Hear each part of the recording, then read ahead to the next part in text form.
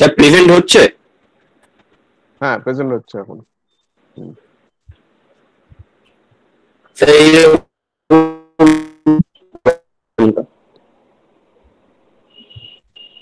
এটা স্যার আপনারটাই, মানে যেটা আমি ওটা চলছিল না বলে আপনারটাই পুরোটা লিখে দেখলাম, সেটাও চলছে না, রান করছে না। রান করছে না আমারটাই, মানে আমার এটা হ্যাঁ আপনি যেটা মানে রান করছে না, দুর্বল আউটপুট দিচ্ছে। কম্পাইল হচ্ছে, কম্পাইল নিয়ে প্রবলেম নেই স্যার, ওই আউটপুট দুর্বল দিচ্ছি। আচ্ছা আমি আমার কোডটাকে তোমাকে কপি করে পাঠাচ্ছি একবার, আমি চ্যাট বক্সে দিয়ে দিচ্ছি।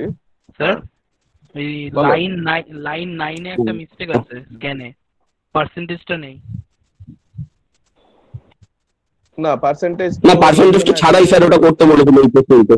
এইটা তো যেহেতু এটা স্ট্রিং হিসাবে নিচ্ছে সেই জন্য এখানে পার্সেন্টেজ লাগবে। পার্সেন্টেজটা তো লাগবে, এম্পারসেন্ট লাগে না। ও এইখানে হ্যাঁ হ্যাঁ ঠিক বলেছো, এখানে পার্সেন্টেজ দাওনি, স্ক্যানএফ এর আগে পার্সেন্টেজটা দাওনি, ঠিক বলেছো। আচ্ছা আচ্ছা আচ্ছা আচ্ছা আচ্ছা স্যার হ্যাঁ বলো। স্যার পার্সেন্টেজ নিয়েও করে রেখেছি তাও হয়নি।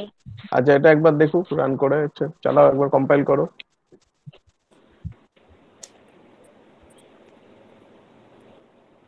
প্লেন টেক্সট দাও তুমি, প্লেন টেক্সট এ হ্যাঁ এরকম জেড জেড আর জিরো করো, কিটা হচ্ছে জিরো।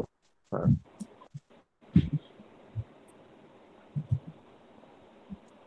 স্যার ওই cipher text for zero is ওটাই প্রিন্ট হয়ে যাচ্ছে। আমি লেনটাকেও প্রিন্ট করেছি তাই জন্যই স্যার, লেনটা 5 দেখাচ্ছে ঠিক আছে, কিন্তু সাইফার টেক্সটটা জিরো ইজ ওটা দেখাচ্ছে না। আচ্ছা আরেকবার এতে যাও, স্ক্রিনে যাও। হ্যাঁ স্যার স্ক্রিনে চলে এসছে। আচ্ছা দেখি এরকম ছোটখাটো হয়তো ভুল হয়ে আছে, মিউজিকটাকে সরাও।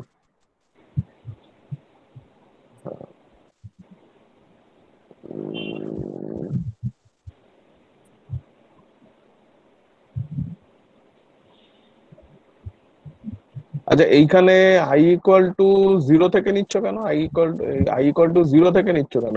1 থেকে নিচ্ছ, ওটাকে জিরো করো। সেটা তো করেছিলাম, তারপর হচ্ছে ওয়ান করেছি। দেখা যায়। আরেকটা ভুল আছে। বলো।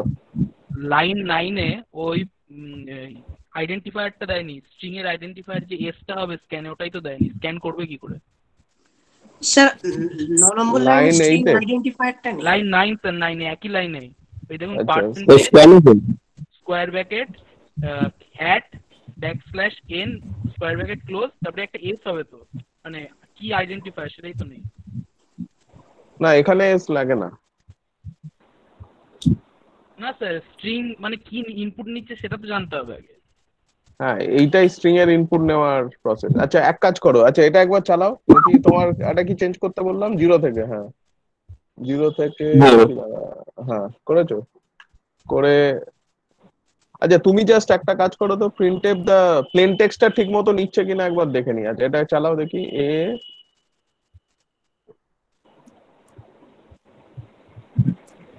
জেড, ঠিক আছে, জিরো দাও। হ্যাঁ স্যার এবার নিয়েছে, ঠিকই তো আছে। হ্যাঁ আচ্ছা আর ঠিক আছে স্যার, ওইখানটা তো পার্সেন্টটা দিলে প্রবলেম। হ্যাঁ পার্সেন্টেজটার জন্যই অসুবিধা হচ্ছিল। আচ্ছা এবার একটা 1 দাও বা 25 দাও, 25 দাও, আরেকবার চালাও এটাকে। তাহলে এখন যেটা চলছে সেটা হচ্ছে যে সিজারিয়ান সাইফারটা রান করানো হচ্ছে, আর একজনের মোবাইলে, এটা তোমার কি নাম? নিলয়, নিলয়ের মোবাইলে চলছে এখন। তো এখন প্লেন টেক্সট দিয়েছে AAZZ, আর কি দিচ্ছ? 25 দাও। 25, এবার এন্টার দাও। তাহলে একটা ঘর করে শিফট হয়ে যাবে, ZZYY, লেফট শিফট হবে। 25 দেওয়া is equivalent to left shift. দেখো ঠিকই আছে, তো ভালোই রান করছে। তো এরপরে যেটা করবে সেটা হচ্ছে যে তুমি আরেকটা দেখো, সেটা হচ্ছে যে সাইফার টেক্সট, যেটা সাইফার টেক্সটটা ইনপুট দিলে প্লেন টেক্সটটা, সেটা কি করেছো? তাই ওগুলো পুরোটাই করেছিলাম স্যার, তারপর মুছে দিয়ে লাস্টটা শুধু আপনারটাই রেখে দিয়েছি, কারণ ওই মানে চলছিল না বলে এইখানটাই একটা প্রবলেম হয়েছিল। আচ্ছা ঠিক আছে, আমি এখন স্যার তো তাহলে বোঝা গেল খুঁজে যে নিচ্ছি রান স্যার ভালোই করছে। হ্যাঁ ঠিক আছে হুম। তাহলে, গুড। এই তো দেখো মোবাইলেও কি সুন্দর রান করছে, সুতরাং ভালোই। আচ্ছা আরেকজন লিখেছো,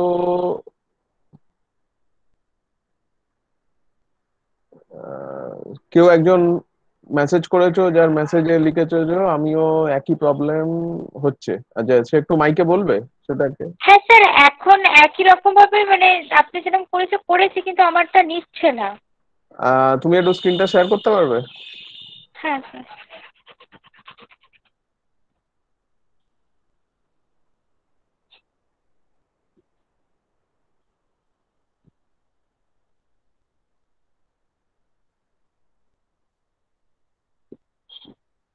স্যার দেখা যাচ্ছে? হ্যাঁ দেখা যাচ্ছে, তুমি এবার প্রোগ্রামটা নিয়ে এসো। হুম। আচ্ছা প্রোগ্রামটা সবাই দেখা মিলে একটু, যাচ্ছে? হ্যাঁ দেখা যাচ্ছে, আমার পক্ষে দেখাটা একটু কঠিন হয়ে যাচ্ছে, বাকিটা একটু সবাই মিলে দেখো তো। আচ্ছা প্রথম কথা, আনসাইন্ড ক্যারটাকে ওটাকে ক্যার করে দাও, যে ইনপুট যখন নিচ্ছ, যে ক্যারেক্টার হিসাবে নিচ্ছ ওটাকে ক্যার করে দাও। আনসাইন্ড ক্যার ব্যাপারটা কি বুঝেছো তো? আচ্ছা একবার একটুখানি বলুন। আচ্ছা আনসাইন্ড মানে, তো বেসিক্যালি আমরা দেখেছিলাম যে ক্যারেক্টার যখন নেওয়া হয় ডেটা টাইপ হিসাবে, তখন তার জন্য মেমোরি স্পেসের যে জায়গা নেয় সেটা হচ্ছে 1 বাইট। 1 বাইট মানে হচ্ছে 8খানা বিট পর পর, তার ম্যাক্সিমাম ভ্যালু হচ্ছে 255। আগের দিন আমরা দেখলাম কিভাবে করতে হয়, এই ধরনের অঙ্কগুলো হ্যাঁ কিন্তু হ্যাঁ আসে। তো 0 থেকে 255 পর্যন্ত রেঞ্জ নিতে পারে। আর আমরা দেখেছি অ্যাস্কি ভ্যালুর রেঞ্জও হচ্ছে 0 থেকে 255 খানাই। এবার এই যে 8খানা বিট আছে, 8খানা বিটের যে প্রথম বিট মানে বাঁদিক থেকে লিখলে যে প্রথম বিট, সেই প্রথম বিটটা রিজার্ভ থাকে ফর সাইন, মানে প্লাস না মাইনাস। ধরো 8 বিটের ইন্টিজার, ধরো তোমার মাইনাস, ধরো 10, সেটাকে তুমি রিপ্রেজেন্ট করবে কি করে? এই যে মাইনাস রিপ্রেজেন্ট করার জন্য সেই মাইনাস সাইনটা ইন জেনারেল ডেটা টাইপের যখন মেমোরি স্পেসে রাখে, প্রথম ঘরটাকে রাখা হয় ফর সাইনিং পারপাস। এবার তুমি যদি জানো যে তুমি যে ইনপুট গুলো দিচ্ছ সেখানে কোনো নেগেটিভের জায়গা নেই, তার মানে পুরোটাই পজিটিভ, তাহলে ওই যে একটা ঘর নেগেটিভ বা পজিটিভের জন্য রাখা হচ্ছিল সেইটা তুমি রাখা পছন্দ করবে না, কারণ রাখা মানে তোমার একটা ঘর নষ্ট করা। দেখো একটা ঘর নষ্ট করা মানে সেটা 127-এ চলে আসবে, সেখানে ওটা 255-এ চলে যাবে, মানে এটা কিন্তু মোস্ট সিগনিফিকেন্ট বিট। ফলস্বরূপ যেটা করা হয়, ওই ফার্স্ট ঘরটাকে আনসাইন্ড যদি হয়, আনসাইন্ড মানে ধরে নেওয়া হয় সেটা নন জিরো ইনপুট আসবে, তার মানে 0 থেকে শুরু হবে। তাহলে মাইনাস গুলো আর ধরার দরকার হচ্ছে না তুমি জানো, ফলে তোমার কি হলো, রেঞ্জটা বেড়ে গেল, ফলে তুমি তখন আরো বেশি সংখ্যক অ্যাকোমোডেট করতে পারবে নাম্বার, সেই হিসাবে আনসাইন্ড দেওয়া হয়েছিল, কিন্তু এই ক্ষেত্রে তোমার দরকার হবে না। আচ্ছা এরপর বাকিটা সবাই একটু দেখো। এন্টার দ্য কি ভ্যালু, স্ক্যানএফ, একটু ওটা নামাবে তোমার। হ্যাঁ আচ্ছা, স্ট্রিং ডট এইচটাকে ইনক্লুড করেছো। আচ্ছা মডিউলো 25 কেন করেছো? 26 হবে তো, 26খানা অ্যালফাবেট আছে তো, ওটাকে 26 করো।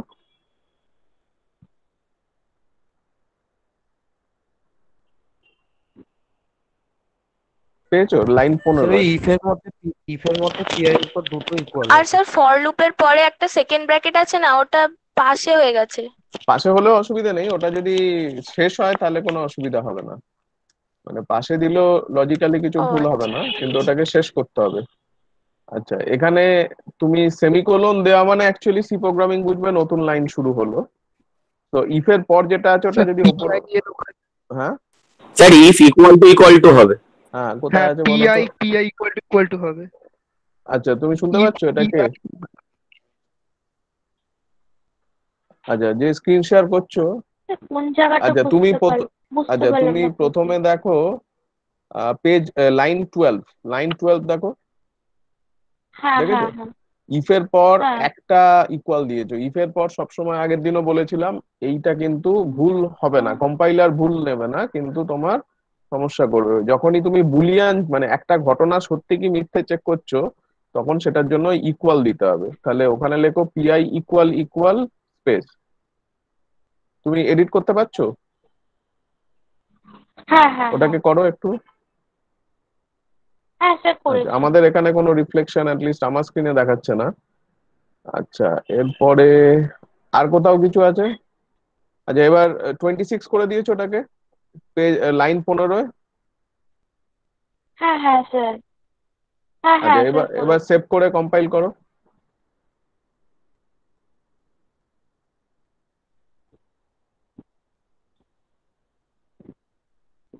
হচ্ছে? স্যার হচ্ছে এগুলো। কিন্তু আমাদের স্ক্রিনে কিছু দেখাচ্ছে না। বাকিদের স্ক্রিনে কি কিছু দেখাচ্ছ? হ্যাঁ দেখতে পাচ্ছ কেউ বাকিদের স্ক্রিনে? হ্যাঁ, আমার আমার স্ক্রিনেও কিছু শো করছে না। তোমার স্ক্রিনটা স্টেডি হয়ে আছে, মানে প্রথমে যেটা দেখিয়েছিলে সেটা। আচ্ছা, যাই হোক, তোমারটা রান করছে তো এবার ঠিকঠাক? হ্যাঁ হ্যাঁ হ্যাঁ হ্যাঁ। গুড। আচ্ছা, ঠিক আছে। আর আর কারো কোনো সমস্যা থাকলে বলো। আচ্ছা, তুমি কোন ইউনিভার্সিটির?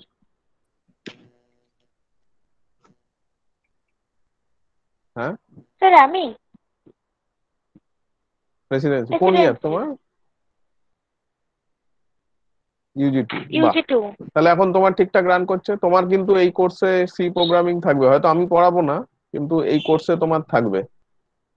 ঠিক আছে, তো এটাকে ভালো করে নাও। আর এখন যেহেতু মোবাইলেই করা যাচ্ছে, ফলে কারো ওই অসুবিধাটা হবে না, স্মার্টফোন থাকলেই সে করতে পারবে। সুতরাং একটু ভালো করে করো, এবার রান করবে। আচ্ছা, আর কারো কোনো সমস্যা থাকলে বলো। হ্যাঁ স্যার, মানে প্রবলেম বলতে আমি আপনাকে প্রবলেমটা দেখাতে পারছি না, তার কারণ আমি ফোনে করিনি, মানে আমার একটা বন্ধুর কম্পিউটারে করেছি, সে এখানে আছে আসিফ বলে একজন। তো হুম। সেখানে করার সময় এই প্রোগ্রামটাকে রান করিয়েছি যখন, প্রোগ্রামটা সব ঠিকঠাক ছিল, কিন্তু লাস্টে গিয়ে হঠাৎ করে অন্যান্য ক্যারেক্টার অ্যাড হয়ে যাচ্ছিল, কেন সেটা বুঝতে পারছিলাম না। সেটা প্রোগ্রামটা না দেখলে বোঝা যাবে না। মডিউলো 26 ঠিক মতো হয়েছে কিনা, বা ওটা দেখতে হবে। যদি মানে শিফটিং আ- যেটা করেছো। আসিফ আছে তো দেখলাম এখানে। হ্যাঁ আসিফ আছে, আসিফকে যদি তা এই কারণে বলছি। আসিফ যদি শেয়ার করে তাহলে বোঝা যাবে।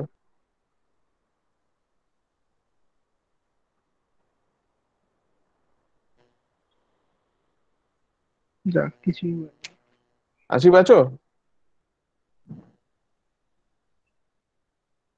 হ্যাঁ স্যার, আমি করছি। আমি একটু ফোনে আছি, তো ফোনে করছি, তো আমি এটা ল্যাপটপ থেকে ওপেন করে করছি আচ্ছা, স্যার, এখন ঠিক আছে, প্রেজেন্ট করছি তুমি ব্যাপারটা। করো আস্তে আস্তে। আর বাকিদের ইন দা মিন টাইম, বাকিরা যদি কারো কোনো কোয়েশ্চেন থাকে বলো।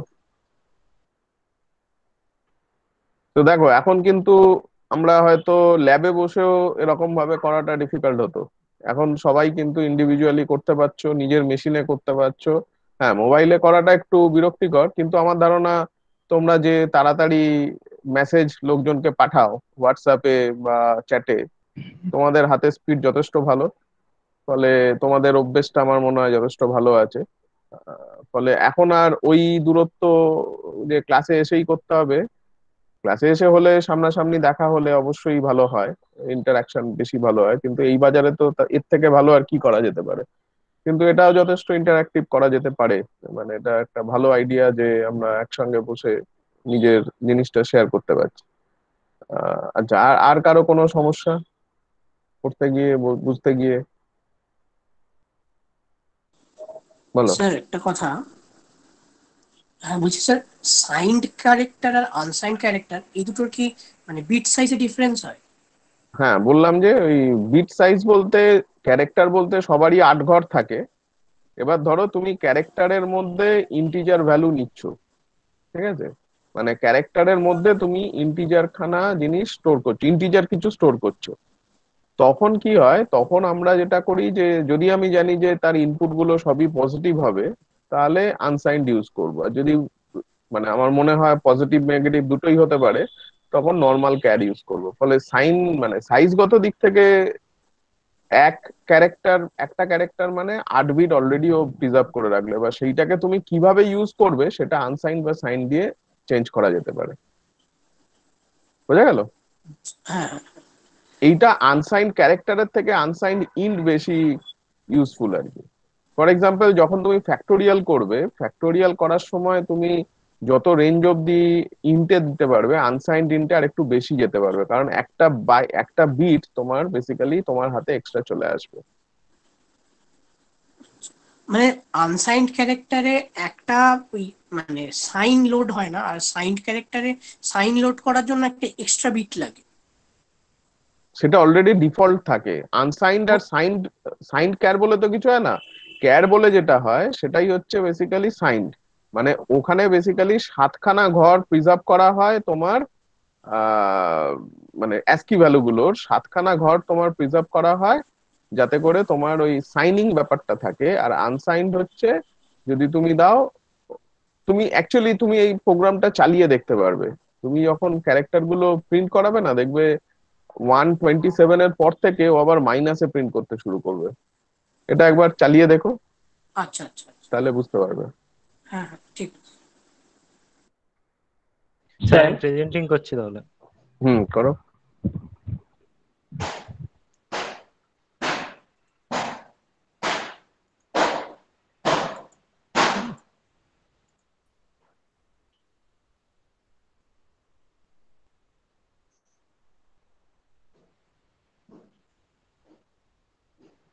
হ্যাঁ স্যার এটা আচ্ছা, একটু ফ্রন্ট সাইজ বাড়াতে পারবে? আমি তো প্রায় হ্যাঁ স্যার বাড়াতে পারবো।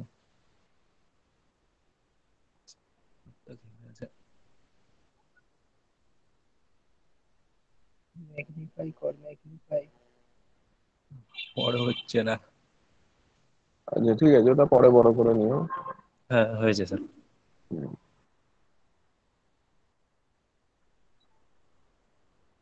একটু নিচে নামো।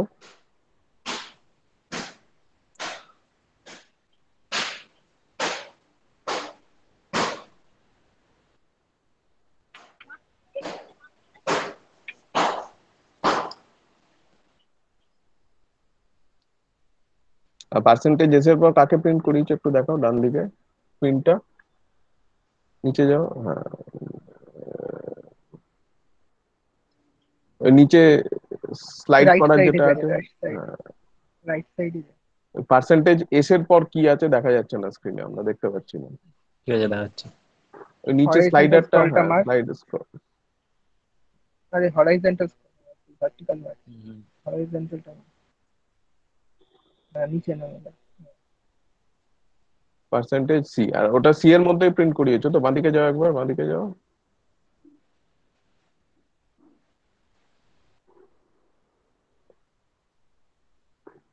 C I equal to,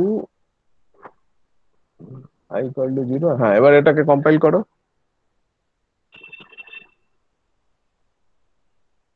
I am বয় যেটা লিখেছিলিস ওটাই লিখ। হ্যাঁ সিম্পল লেখো, তাহলে বুঝতে সুবিধা হবে। এ, এ জেড না জেড স্যার, লেখো। না স্যার, এ জেড জেড এ এসছে, কিন্তু যখনই ওটা আই এম বয় এরকম মানে দুটো গ্যাপের জিনিস লেখা হচ্ছিল তখনই ওই রকম প্রবলেম হচ্ছিল। আচ্ছা, এই তো স্যার। 0, হ্যাঁ। এই যে স্যার, এই আই যে এম স্যার, বয়ের পর পাশে অনেকগুলো চলে এসছে। অনেক কিছু আচ্ছা, চলছে। এক্সট্রা ক্যারেক্টার আসছে। এক্সট্রা ক্যারেক্টার আসার কারণ হচ্ছে, দেখি তুমি ওখানে যখন স্ট্রিং এ প্রিন্ট করছো, আহ, এই যে এক্সট্রা ক্যারেক্টার যেগুলো আসছে না, এইগুলো বেসিক্যালি এসছে তোমার ওইটার কারণ হচ্ছে যে তুমি যে স্ট্রিং এর যে লেন্থটা নিয়েছো সেই লেন্থের পরে আরো কিছু প্রিন্ট করে দিচ্ছে, সেই জন্য ওটা সমস্যা হচ্ছে। মানে এটা স্যার বন্ধ করা যাবে না? হ্যাঁ, এটা বন্ধ করা যাবে। স্যার এখানে নাল এন্ট্রি দিলে এটা বন্ধ হয়ে যাবে? হ্যাঁ, মানে ওখানে তোমার ওটা শেষ করে দিতে হবে আর কি। যে তুমি আরেকবার যাও, নিউ লাইন করে নিয়েছো কি কিছু? একবার মেশিনটায়, হ্যাঁ প্রিন্টে যাও।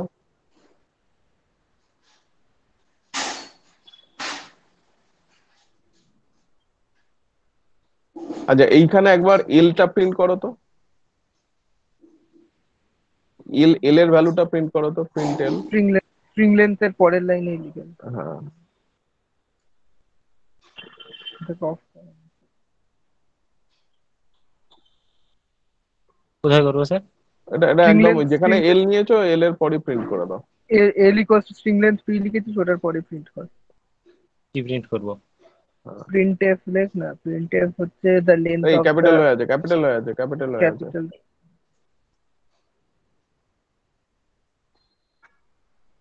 The length of the plane text.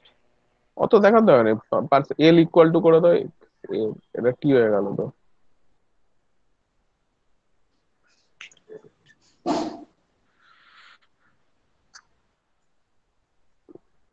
অত লেখার দরকার নেই, এল ইকুয়াল টু করে দাও, এল ইকুয়াল টু। স্যার এটা কি আনসাইন্ড ক্যারেক্টার নেওয়ার জন্য প্রবলেমটা হচ্ছে? ও তুমি আনসাইন ক্যারেক্টার নিয়েছো, ওটাকে সাইন করে দাও, মানে এমনি করে দাও, ক্যার করে দাও খালি। আচ্ছা কি হলো? লেন্থ ইকুয়াল টু, তার জন্য হচ্ছে না, কিন্তু ওটাকে এ করে দাও। আনসাইন্ডের জন্য এমনি অসুবিধা হওয়ার কথা নয়। এবার কম্পাইল করে দেখবো স্যার। আচ্ছা দাও, তুমি এল এর ভ্যালুটাকে দাও, কত আসছে এটা, হ্যাঁ ইকুয়াল টু পার্সেন্টেজ ডি।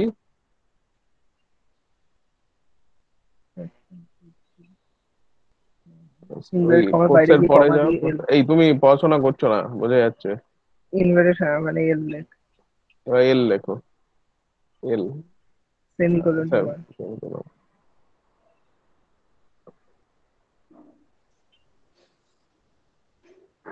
ঠিক আছে, সেভ করো। আরেকটু নিচে যাও তো একবার, দেখি ওখানে।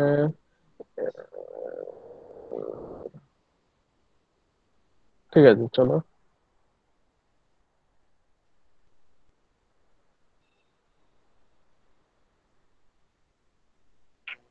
না, তুমি আগে ওই কালো কালোটাকে স্ক্রিনটা কাটো। কাটেনি। কালো কালো স্ক্রিনটাকে কাটো, যেটা কম্পাইল করে আসছে না, ওইটা কাটা হয়নি। হ্যাঁ, স্যার হুম। ওর একদম একদম স্ট্রিং এর লেন্থটার জন্য hashtag include string dot H নেওয়া নেই হেডার ফাইলটা উপরে। না, নিয়েছে বোধহয়, নিয়েছে। না দেখুন স্যার, না মনে আচ্ছা হয়, দাও, ওটা মনে হয় দেওয়া নেই। একবার নেওয়া নেই। না মনে মনে হয়। হলো। না না না মানে না আচ্ছা, ওটা স্ট্রিং ডট এইচটাকে নেবে। হ্যাঁ, হ্যাশ ইনক্লুড, ও লিভ নিয়েছো, hash include STD string dot এইচটা নাও।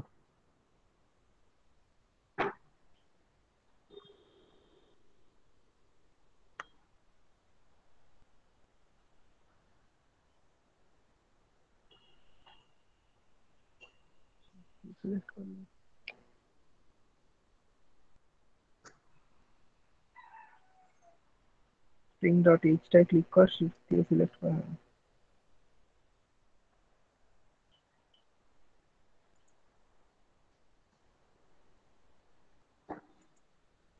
এটাকে বন্ধ কর আগে,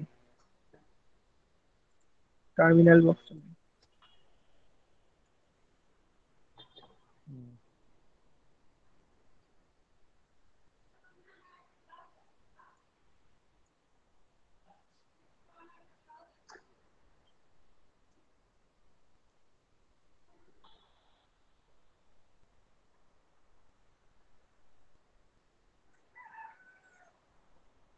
স্যার এখনো তো আসছে। ওটা ওর জন্য নয়, আই এম বয়, ও অ্যাকচুয়ালি এক্সট্রা ক্যারেক্টার আরো যেগুলো আছে সেগুলো প্রিন্ট করাচ্ছে, সেই জন্য আসছে। কিন্তু স্যার আরেকবার মানে এটাকে যদি আমরা এখানে 12টা মতন মানে এক্সট্রা ক্যারেক্টার নিয়ে টোটাল 12টা আচ্ছা, লেন্থ হয়ে এখানে যাচ্ছে লেন্থ ঠিক কত, 8 হয়েছে তো, আর ওখানে প্রিন্ট যখন করাচ্ছে দেখি, এতে কখন তুমি কি তখন 12। এটা নেওয়ার আগে কখনো একবার বেশিতে করিয়েছিলে, মানে এক্সট্রা ক্যারেক্টার কি প্রিন্ট হয়ে আছে? হ্যাঁ স্যার, 12টার উপরে হ্যাঁ হলে কোনো অসুবিধা হচ্ছে না, কিন্তু 12টার নিচে 12টার হলে উপর, হ্যাঁ সমস্যা হচ্ছে। 12টার উপর হয়ে গেলে তখন এমনি নর্মাল জাস্ট ক্যারেক্টারটাকে প্রিন্ট করছে, আর কোনো এক্সট্রা ক্যারেক্টার আসছে না, কিন্তু না, 12টার তোমার কম। এখানে এই যে পিটা, না তুমি একবার পিটাকে প্রিন্ট করাও তো, প্রিন্টে পার্সেন্টেজ এস করে পি করো, দেখবে ওই ওর মধ্যে এই ক্যারেক্টার গুলো রয়ে গেছে, সেই জন্য ওই ক্যারেক্টার গুলো দেখাচ্ছে, সামাও ওর মধ্যে চলে এসেছিল কিছুভাবে একটা।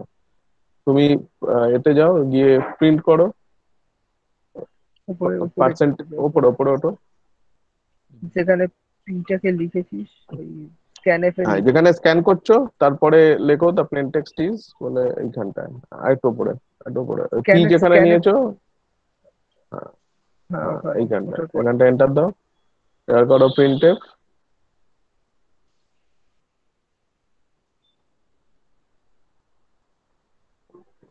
দেখো পার্সেন্টেজ যেরকম লেখে আর কি, পার্সেন্টেজ এস করো।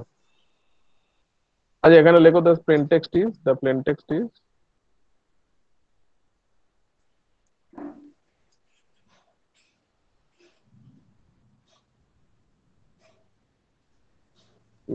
Percentage S, string. Percentage S. হ্যাঁ, দিয়ে বাইরে যাও, বাইরে কোর্সের গিয়ে বাইরে কমা। যাও, কোর্সের বাইরে, হ্যাঁ কোর্সের বাইরে, ওটা ঠিক ছিল, হ্যাঁ কমা দাও, অত বাইরেও নয়। আরে ব্র্যাকেটের আগে কমা দিয়ে আরে তুমি ফিল ইন লিখবে। দ্য ব্ল্যাঙ্কস এবার লিখতে হবে, এই তুমি একটু পড়াশোনা করো, তুমি করছো না কিন্তু। পি লেখো, পি পি।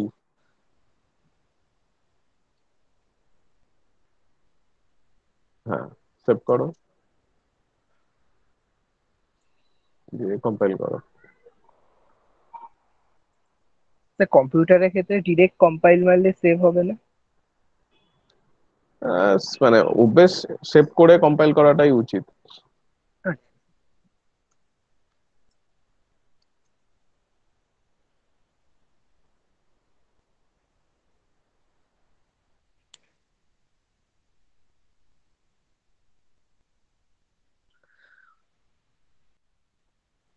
স্যার আমার ক্ষেত্রেও আসছে, কিন্তু আমি কোনো বড় কিছু দিয়ে করিনি। আচ্ছা, দা প্লেন টেক্সট ইজ এখানে কি দিল? প্লেন টেক্সট প্রিন্ট করেছে, হ্যাঁ, plane text I I am আ অ্যাম বয়। বয় দিয়ে, তারপরে কি ওটা আবার ওরকম হবে? আসলে তুমি যদি ওই স্ট্রিং হিসাবে যদি প্রিন্ট করো, এটাকে ওভারকাম করার উপায় হচ্ছে তুমি যদি না করে জাস্ট অ্যারে দিয়ে প্রিন্ট করো। মানে তুমি আরেকবার প্রোগ্রামে যাও,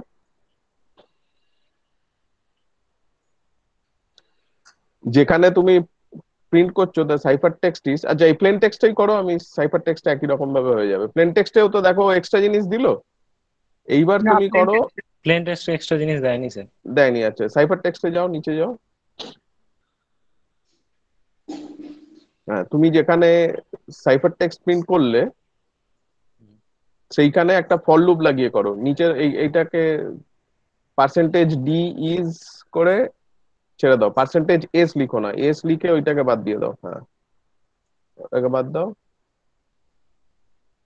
পার্সেন্টেজ এসটাকে কেটে দাও, কে টাকে রাখো, আর ওই কিউটাকে কেটে দাও, কমার কিউটাকে কেটে দাও, কমার সি, ওটা হ্যাঁ সি, কমার সিটাকে কেটে দাও।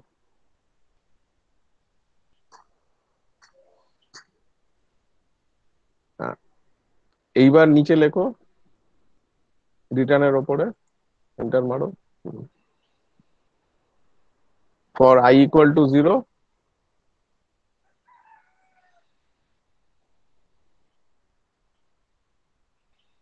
I লেস দেন এল, এল করেছো তো লেন্থটা? হ্যাঁ, I লেস দেন এল। এই জিরো হয়নি, ওটা ও হয়ে গেছে। জিরো, হ্যাঁ হ্যাঁ। স্যার।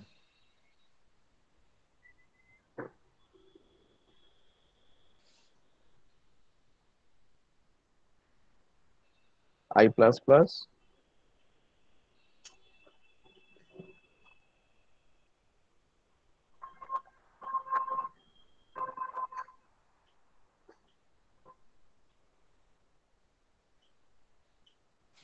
সেমিকোলন হয় না, বন্ধ করো ওটা লাস্টে ফরের পর। হ্যাঁ, এন্টার দাও।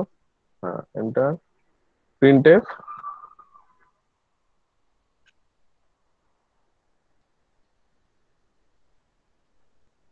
লেখো ব্র্যাকেট প্রিন্টএফ, হ্যাঁ, পার্সেন্টেজ সি, সিআই। তোমার ওটা তো সি দিয়ে করা আছে, কমা কোর্সের বাইরে যাও,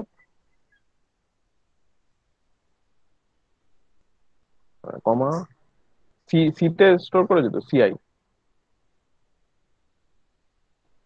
সি থার্ড, মানে C third bracket C I. Third bracket I, হ্যাঁ, এই সেকেন্ড নয়, third bracket array I, semicolon দিয়ে দাও, বেরিয়ে। হ্যাঁ, এবার দেখো তো কি আসে।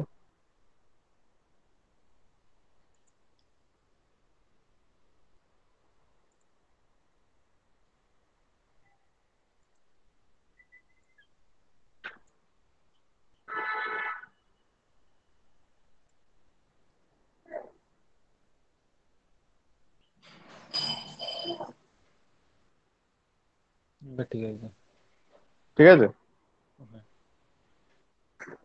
আচ্ছা ও কি হচ্ছে অ্যাকচুয়ালি, স্ট্রিং যখন তুমি প্রিন্ট করছো, স্ট্রিং একটা সার্টেন লেন্থ অব্দি ও প্রিন্ট করে দিচ্ছে, কারণ তুমি তো অ্যাকচুয়ালি পুরো স্ট্রিংটাকেই প্রিন্ট করাচ্ছ, পুরো সিআই। ও এক্সট্রা কিছু ক্যারেক্টার যেগুলো যেগুলো নিয়েছিল সেই জিনিসগুলোকে প্রিন্ট করে দেখিয়ে দিচ্ছে। সো এরকম ছোট ছোট জিনিস এনকাউন্টার করলে আস্তে আস্তে তোমাদের ওভারকাম করার জিনিসগুলোকেও ভাবতে হবে। তো স্যার বলছি, পুটস মারলে কেন নর্মাল দিচ্ছে আবার? পুটস হচ্ছে অন্য জিনিস। তো তুমি পুটস যখন আবার লিনাক্সে চালাবে, তখন ওই আগের দিন যেরকম ভয় পাইয়ে দিয়েছিল যে please do not use the dangerous function. So puts, gets, they are all Windows functions. So এটা বেটার হচ্ছে ওইগুলো ইউজ না করা। যখন তুমি লিনাক্সে করবে তখন পুটস গেটস এগুলো দিতে পারবে না। গেট সি লিখতে পারবে, গেট ক্যাল লিখতে পারবে, দে আর universal functions, but puts Gates এগুলো ইউজ না করাই ভালো। পুটস বা গেটস এগুলো ইউজ না করাটাই বাঞ্ছনীয়, সেরকমই রেকমেন্ডেড আর কি। তো এরকম অনেক রকম ফাংশনস থাকে, একটা ফাংশন এক এক রকম ভাবে ডিফাইন্ড, সেই জন্য সেগুলো প্রপারলি পড়লেই বুঝতে পারবে যে কেন হচ্ছে কেন হচ্ছে না। এমনি পুটস গেটস এগুলো তো লাইব্রেরি ফাংশন। হ্যাঁ, কিন্তু এগুলো লিনাক্সে চলে না, লিনাক্সের লাইব্রেরিতে নেই, তার মানে এগুলো দে আর নট ইউনিভার্সাল। মানে সি এর কোডে প্রিন্টএফ যেমন একটা universal, but puts gets they are only for Windows. এটা লাইনাক্স, তোমার লাইনাক্স মেশিন আছে তো? তুমি একবার না, আমি তো উইন্ডোজে করছি। উইন্ডোজে করছো, আচ্ছা। তো তুমি আজকে আছে আচার বাবু? আচার আজকে নেই। তো আচার থাকলে দেখতে পেতে, আচার লিনাক্সে করে, তো ও বলতে পারবে। তো এগুলো হচ্ছে যেমন ধরো গোটু তো একটা সি প্রোগ্রামিং এর যে কোনো বইতেই থাকে, কিন্তু যে কোনো ভালো বইতেই লেখা থাকে যে গোটু ইউজ করাটা ঠিক নয়, কারণ গোটুটা একটা জবরদস্তি একটা জায়গায় তোমাকে ফেলে দেয়। তো সেখানে লজিক্যাল ডেভেলপমেন্ট কম হয়, মানে অনেক সময় লজিক্যাল ডেভেলপমেন্ট কম করতে হলে আমরা এই রকম জিনিস ইউজ করি, কিন্তু সেটা ঠিক নয় আর কি। তো দে are not recommended to use. আর তুমি যদি দেখতে চাও এরা কিভাবে কাজ করে, সেটা তুমি ওদের ফাংশনস ডেফিনেশনস গুলো ইন্টারনেটে খুঁজলেই পেয়ে যাবে। আচ্ছা স্যার, বলছি ওইখানে আই অ্যাম বয়টা করার ফলে ওরকম হলো, কিন্তু আই অ্যাম এই কথাটা শুধু লিখলে কিন্তু শুধু আই অ্যামটাই দিচ্ছে, তখন কিন্তু ওই ফাংশন গুলো লিখতে হচ্ছে না। কিছু হয়তো ওরা কত বাইট অব্দি নিলে হয়তো সামথিং ওরা ঠিকঠাক দেয়, তারপর ঠিকঠাক দেয় না, এরকম হতে পারে। সেটা দেখতে হবে, সেটা অনেক সময় compiler to compiler, machine to machine vary করবে। এটা হয়তো বেশি ক্যারেক্টার নিলে, একটা certain multiple of something character হলে হয়তো ওরা ঠিকঠাক দেয়। ধরো সাপোজ 4-এর মাল্টিপল যদি হয় তোমার, তাহলে হয়তো ঠিকঠাক দেয়, না হলে কিছু প্যাড করে দেয়, যেটা প্যাড করে দেয় সেইগুলো হয়তো এরকম ক্যারেক্টার দেখাচ্ছে, সেগুলো একটু এক্সপেরিমেন্ট করে দেখতে পারো। মানে এইটা বড় ইস্যু নয় আর কি, মানে ইস্যু আসতে পারে, সেটাকে কি করে ওভারকাম করতে হয় সেগুলো দেখতে পারো। বাট এই যে কেন আসছে সেগুলো একটু এক্সপেরিমেন্ট করে, মানে এইগুলোর প্রত্যেকেই তো একটা ডেফিনেশন থাকে, সেই ডেফিনেশন গুলো দেখতে হবে যে এরা অ্যাকচুয়ালি কি করে। অনেকে লাস্টে এন্টার নেয়, এন্টারটাকে লাস্টে স্টোর করে, তুমি যখন প্রিন্ট করছো তখন হয়তো এন্টার ক্যারেক্টারটাকেও শো করাচ্ছে, সেই কারণে ওরকম দেখাচ্ছে। তো তার জন্য বাংলা মেথডেই যাওয়া ভালো, মানে প্রত্যেকটা ক্যারেক্টারকে তুমি প্রিন্ট করে দাও, তাহলেই তোমার হয়ে গেল, কাজ মিটে গেল। Okay sir. ঠিক আছে, আচ্ছা। আর আর কারো কোনো বক্তব্য? আর স্যার বলছি ল্যাটিন স্কোয়ারে মানে ইভেনের ক্ষেত্রে কি ডায়াগোনালে ডিস্টিংক্ট আনা যাবে না কোনোভাবে? ইভেনের ক্ষেত্রে ডায়াগোনালে ডিস্টিংক্ট, আচ্ছা সেটা একটু ম্যাথামেটিক্যাল জিনিস, সেটা আমি দেখাবো। অডের ক্ষেত্রে আনতে পেরেছো? হ্যাঁ, অর্ডের ক্ষেত্রে তো আমি জাস্ট ওই 1 2 3 4 প্রিন্ট করালাম, তারপরে একবার করে ছড়িয়ে দিয়ে, মানে নিচের রো গুলো একবার করে ছড়িয়ে ছড়িয়ে। আচ্ছা, কিন্তু ইভেনের ক্ষেত্রে আনাটা ডিফিকাল্ট হয়ে যাচ্ছে। ইভেনের ক্ষেত্রেও আনা যাবে এক্সেপ্ট ফর 2 এর জন্য তুমি কখনোই আনতে পারবে না, সেটা কি খেয়াল করে দেখেছো? হ্যাঁ, ওটা তো লিখেই বোঝা যাচ্ছে, মানে ট্রাই করেই দেখে বোঝা তুমি যাচ্ছে। 2 এর জন্য করতে পারবে না, বাট 2 অনওয়ার্ডস তুমি করতে পারবে, সেটা অ্যালগোরিদম আছে, আমি ওটা না একদিন দেখাবো আর কি। এমনি অর্ডার ক্ষেত্রে যেটা বলেছেন ইনক্রিজিং অ্যাসেন্ডিং অর্ডারে থাকতে ডায়াগোনালে, ওইটা হলো, ওটা একটু ওই ইয়ে করে করলাম, মানে যেটা সোয়াপ ইউজ করে করা যাবে আর কি, বারবার সোয়াপ করতে হবে তোমাকে। না, বারবার সোয়াপ করিনি আমি, করেছি কি মানে ডিস্টিংক্টের জন্য যে প্রোগ্রামটা করেছিলাম, হ্যাঁ, ওইটার ক্ষেত্রে যে ডায়াগোনালে যে এলিমেন্ট গুলো এসেছিল ওইগুলোকে আমি একটা নতুন অ্যারে ইউজ করে 1 2 3 4 5 পাঠিয়েছি, দিয়ে মানে ওটার জন্য একটা বি থার্ড ব্র্যাকেট অ্যারে নিয়েছি, দিয়ে বি গুলোকে প্রিন্ট করিয়েছি, আর বি এর ভ্যালু গুলো নিয়েছি ওই পরপর আর মানে কর্ণ বরাবর যেরকম ভাবে আছে পরপর, সেই হিসাবে বি এর ভ্যালু গুলো নিয়েছি। তাহলে ওই মানে সবই যেহেতু সেই হিসাবে চেঞ্জ হবে, পুরোটাই সেজন্য চলে এসেছে। সে এসছে, তার মানে আলটিমেট তোমাকে সোয়াপ করতেই হয়েছে। তোমার ওই ভ্যালুটা যখন হ্যাঁ, তুমি চেঞ্জ array দিয়ে করবে swap তখন করেছি। তো হ্যাঁ হ্যাঁ। সোয়াপ করতেই হবে ওটা, ঠিকই আছে, যে যেরকম ভাবে করে। আচ্ছা, এরপর আমরা আর কারো কোনো বক্তব্য থাকলে বলো।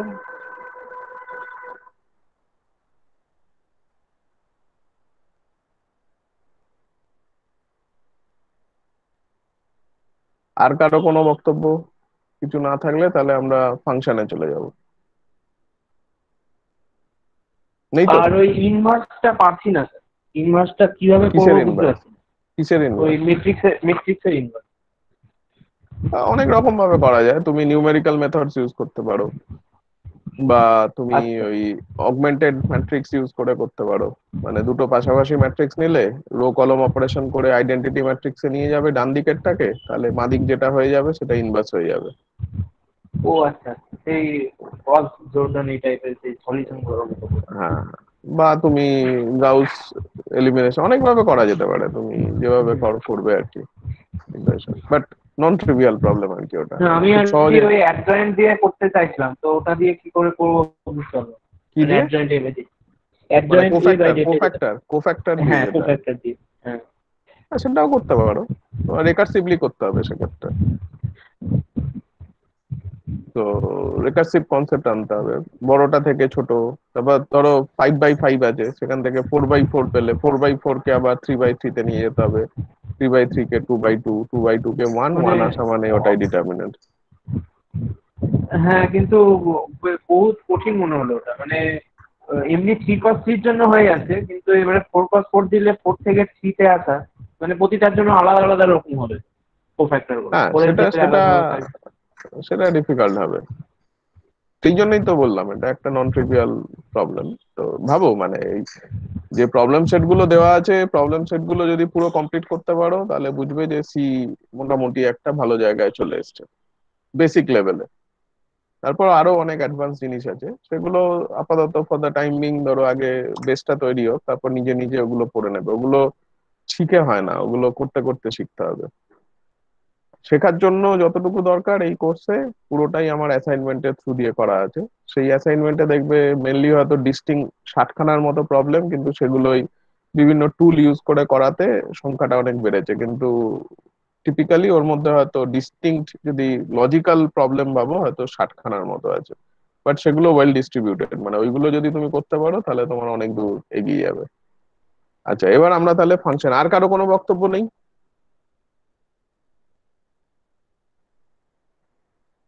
ঠিক আছে, তাহলে ফাংশন। স্মল স্মল ক্যারেক্টার গুলোকে দিয়ে কি করে করবো দুটো একসঙ্গে, সেটাই বলছিলেন আগের দিন। কিসের ওই? হ্যাঁ, সেটা ভাবো। তুমি যেমন ইফ দিয়ে দেখো, ইফ দিয়ে বোঝার চেষ্টা করো যে ওটা কোন রেঞ্জের মধ্যে আছে, তাকে সেইভাবে সরাবে। মানে ওই যে শিফটিংটা 65 হলো, সেটা তখন 97 হয়ে যাবে। যদি তোমার ক্যারেক্টার যে প্লেন টেক্সটটা আছে সেইটা যদি তোমার ক্যাপিটালে হয়, তাহলে তার একটা অ্যাস্কি ভ্যালুর রেঞ্জ থাকবে, তুমি সেখান থেকে বুঝে যাবে যে তোমার এটা ক্যাপিটাল না স্মল। যদি দেখো ক্যাপিটালে আছে তাহলে 65 দিয়ে তোমার শিফট হবে, আর যদি দেখো ওটা স্মলে আছে তাহলে 97 দিয়ে shift হবে। ডাইরেক্ট স্যার ওই পিআই লিখেই মানে দিয়ে দিলেই ওটার সঙ্গে করে নেবে। আর ধরুন আমি বলতে চাইছি হচ্ছে কি মানে প্লেন টেক্সট এর মধ্যে পিআই আছে, তো এবার পিআইটা দিয়ে যদি আমি ইফের মধ্যে চেক করি তাহলে নিয়ে নেবে মানে ওর অ্যাস্কি ভ্যালুটা। হ্যাঁ, মানে পিআই ইকুয়াল টু, আমি তোমাকে কি বললাম, পিআই মানে তো একটা বাক্স, বাক্সটাকে যদি তুমি পার্সেন্টেজ ডি দিয়ে দেখো তাহলে সেটা ইন্টিজার দেয়, ইন্টিজার মানে ওর না, অ্যাস্কি ভ্যালুটা দেয়। আর ইফের পার্সেন্টেজ, মধ্যে তো পার্সেন্টেজ দিয়ে দেখার জায়গা নেই।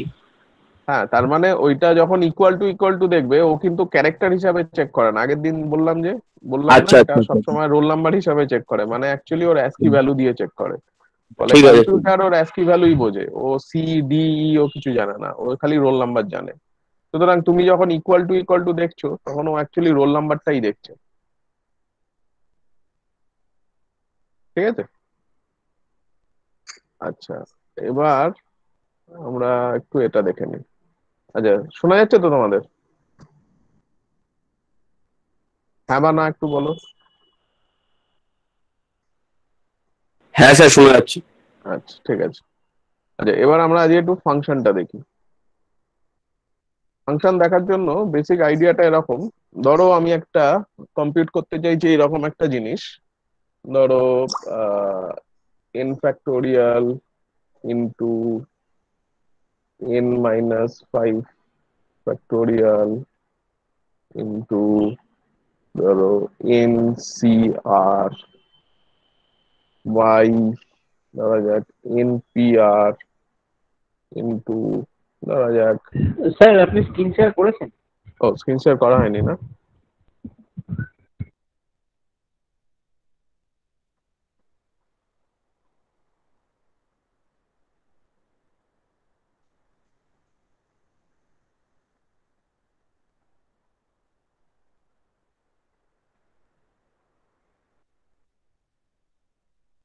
বা দেখা যাচ্ছে? হ্যাঁ। আচ্ছা, ধরো তুমি একটা এই ধরনের কোনো ফাংশন ইভালুয়েট করতে চাইছো, n factorial into n minus 5 factorial into ncr by npr into ধরো আর কিছু আছে, ধরো n r মাইনাস 10 ফ্যাক্টোরিয়াল। ধরো এই জিনিসটা তোমার পুরো ক্যালকুলেট করতে হবে। তো এখানে দেখা যাচ্ছে যে পুরোটার মধ্যেই এই ফর্মুলা থেকে শুরু করে এনপিআর এনসিআর এই সবগুলোর মধ্যেই কিন্তু একটাই ম্যাক্সিমাম জিনিস ইউজ হচ্ছে, সেটা হচ্ছে ফ্যাক্টোরিয়াল ফাংশনটা।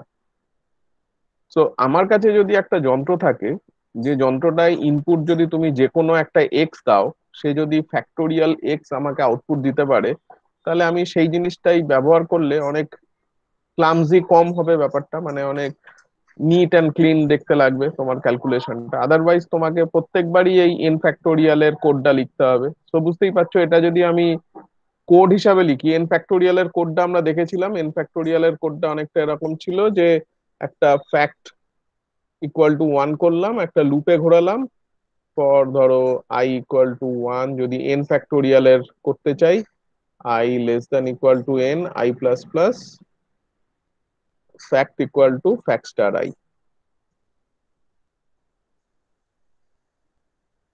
এইটা ছিল তোমার ফ্যাক্টোরিয়ালের প্রোগ্রাম। তাহলে আমি যদি এন এর করতে চাই, তাহলে আমাকে এন ফ্যাক্টোরিয়ালটা লিখতে হবে, এই গোটা জিনিসটাই আমাকে তখন একটা করতে হবে, এই গোটা জিনিসটাই আমাকে তখন বারবার লিখতে হবে প্রত্যেকটা স্টেপের জন্য, প্রত্যেকটার জন্য। এখানে তো আবার অনেকগুলো ফ্যাক্টোরিয়াল আছে, এখানে অনেকগুলো ফ্যাক্টোরিয়াল আছে। সুতরাং এই যদি স্টেপটা হয়, তাহলে পুরো জিনিসটা করতে কিন্তু আমার বেশ কালঘাম ছোটাবে। তাহলে সি প্রোগ্রামিং এ কি এমন কোনো জিনিস আছে যেটা আমাদের হেল্প করতে পারে, যে হ্যাঁ জিনিসটাকে মোর সহজ করে দিতে পারে? সেটারই হচ্ছে একটা নাম হচ্ছে ফাংশন। সো ফাংশন হলো, ম্যাথামেটিশিয়ানদের কাছে ফাংশন বোঝাটা খুব সহজ। ম্যাথামেটিক্যাল ফাংশন যখন দেখি, তখন একটা ধরো ডোমেন থেকে একটা কোনো কোডোমেন বা রেঞ্জ যাই বলো সেখানে যায় একটা ফাংশন।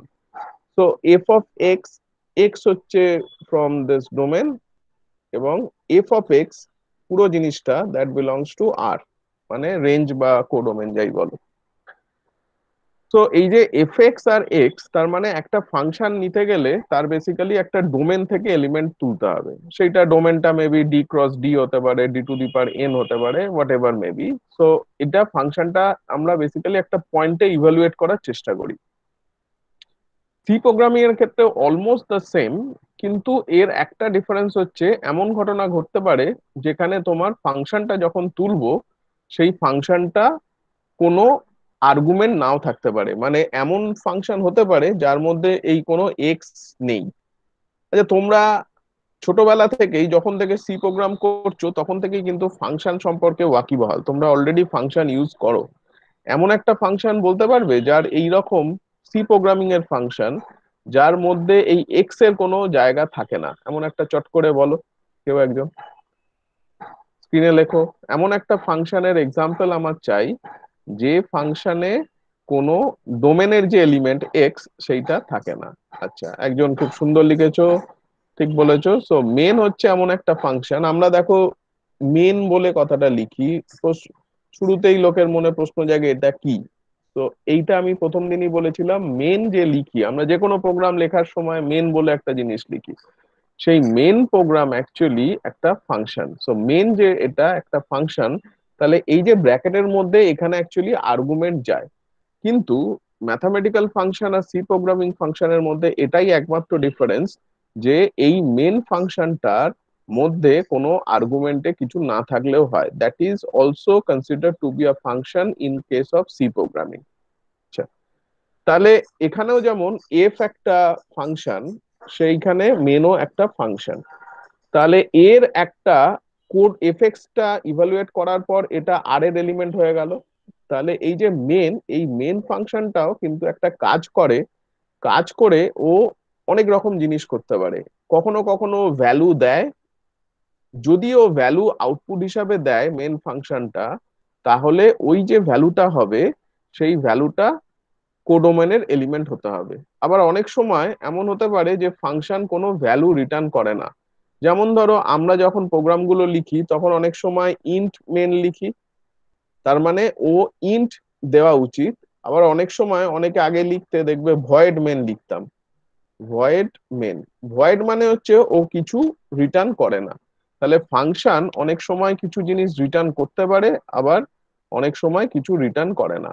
সব সময় মাথায় রাখবে, এটা অনেকেই বুঝতে পারে না, যে function can return at most one value. At most কেন বললাম? অনেক সময় ফাংশন কোনো ভ্যালু রিটার্ন নাও করতে পারে, আবার ফাংশন যদি রিটার্ন করে সে একের থেকে বেশি ভ্যালু রিটার্ন করতে পারে না। ফর এক্সাম্পল, ধরো আমার একটা প্রোগ্রাম করতে চাইছি, ধরো এনসিআর এন্ড এনপিআর, এইটা একটা ফাংশন করব যাতে এই দুটো ভ্যালুই রিটার্ন করতে হবে। এরকম যদি একটা ফাংশন হয় তাহলে ওর ইনপুট হিসাবে বুঝতেই পারছো এন আর আর নেয়, কিন্তু ও আউটপুট হিসাবে সেক্ষেত্রে তোমার দুটো ভ্যালু রিটার্ন করতে পারলে তোমার খুব পছন্দের মনে হবে যে হ্যাঁ, আমার ফাংশনটার যা নাম তাতে এনসিআর আর এনপিআর একসঙ্গে ক্যালকুলেট করে ও বলে দেবে যে এনসিআর আর এনপিআর এর ভ্যালু এইটা। আনফরচুনেটলি আমরা যেভাবে ফাংশনটা ইউজ করব তাতে কিন্তু function should return at most one value, কোনো ভ্যালু রিটার্ন নাও করতে পারে। এটা হচ্ছে ফাংশনের একটা ড্রব্যাক, কিন্তু এই ড্রব্যাক থেকে ওভারকাম করা যায়। আমরা যখন পয়েন্টার করব দেখবো আমরা অনেক সময় এই ফাংশনের ভ্যালু কিছু রিটার্ন না করেও এমন কিছু অল্টারনেটিভ মেথড করা যায় যার ফলে আমার চাইলে কে খানা ভ্যালুও ফাংশন রিটার্ন করতে পারে। মানে ভ্যালু রিটার্ন করার মতো কোনো জিনিস থাকবে না, কিন্তু আমি যে মেথডটা করব তাতে at the end of the day আমার কেখানা ভ্যালু যে রিটার্ন করার ইকুইভ্যালেন্ট একটা কিছু তৈরি হয়ে যাবে। তার মানে আমি এমন ভাবে ফাংশনটা লিখবো বা পয়েন্টার ইউজ করে এমন কিছু করব যাতে করে আমার যদি এনসিআর এবং এনপিআর একই সঙ্গে ভ্যালু রিটার্ন করার জন্য যে জিনিস লাগে, বা আমার তো দরকার মেনলি দুটো ভ্যালু, এমন ভাবে প্রোগ্রামটা লিখবো পয়েন্টার ইউজ করে যাতে করে আমার দুটো ভ্যালুই রিটার্ন করার ইকুইভ্যালেন্ট কিছু একটা কাজ হয়ে যায়। সেটা আমরা যখন পয়েন্টার করব তখন দেখব। পয়েন্টার বাদ দিলে এইভাবে যদি আমি ফাংশন লিখি, function can never return more than one values in C programming. তাহলে আমাদের ফাংশন দিয়ে যখন কাজ করব মাথায় রাখবো একসঙ্গে একাধিক জিনিস যেন রিটার্ন না হয়ে যায়। যদি সেটা রিটার্ন হয় তাহলে সেটা গন্ডগোল হবে। তাহলে ফাংশন ব্যাপারটা কি? ফাংশন ব্যাপারটা হলো এরকম, আমরা ধরো একটা নাম্বার প্রাইম কি প্রাইম নয় সেই চেক করার প্রোগ্রামটা করেছিলাম। এবার আমরা সেই জিনিসটাই একটা ফাংশন ইউজ করে করব, কারণ প্রথমে আমার মেন টার্গেট হচ্ছে আপাতত ধরো একটা ইন্টারভ্যাল যদি দিয়ে দিই এ আর বি, এই ইন্টারভ্যালের মধ্যে কারা কারা টুইন প্রাইমস আছে। টুইন প্রাইমস মানে আগের দিন আমরা প্রথম দিনই পড়েছিলাম, টুইন প্রাইমস মানে হচ্ছে যে সমস্ত প্রাইম গুলো এক অন্তর আছে, মানে এদের দুজনের মধ্যে গ্যাপ হচ্ছে ওয়ান। ফর এক্সাম্পল 3-5 এরা হচ্ছে টুইন প্রাইম। আবার 5-7 দে আর twin primes. 11-13, 17-19, so they R all examples of twin primes. তাহলে আমার কাজ হলো আপাতত আমি এমন একটা প্রোগ্রামিং লিখবো যাতে আমার এ আর বি দুটো ইন্টারভ্যাল দেয়া থাকবে। ফর এক্সাম্পল ধরো এ বললাম আমি 2 আর বি বললাম 20, এই এ বি যদি দিই আমার output should be this set, এইটা আমার আউটপুট আসার কথা।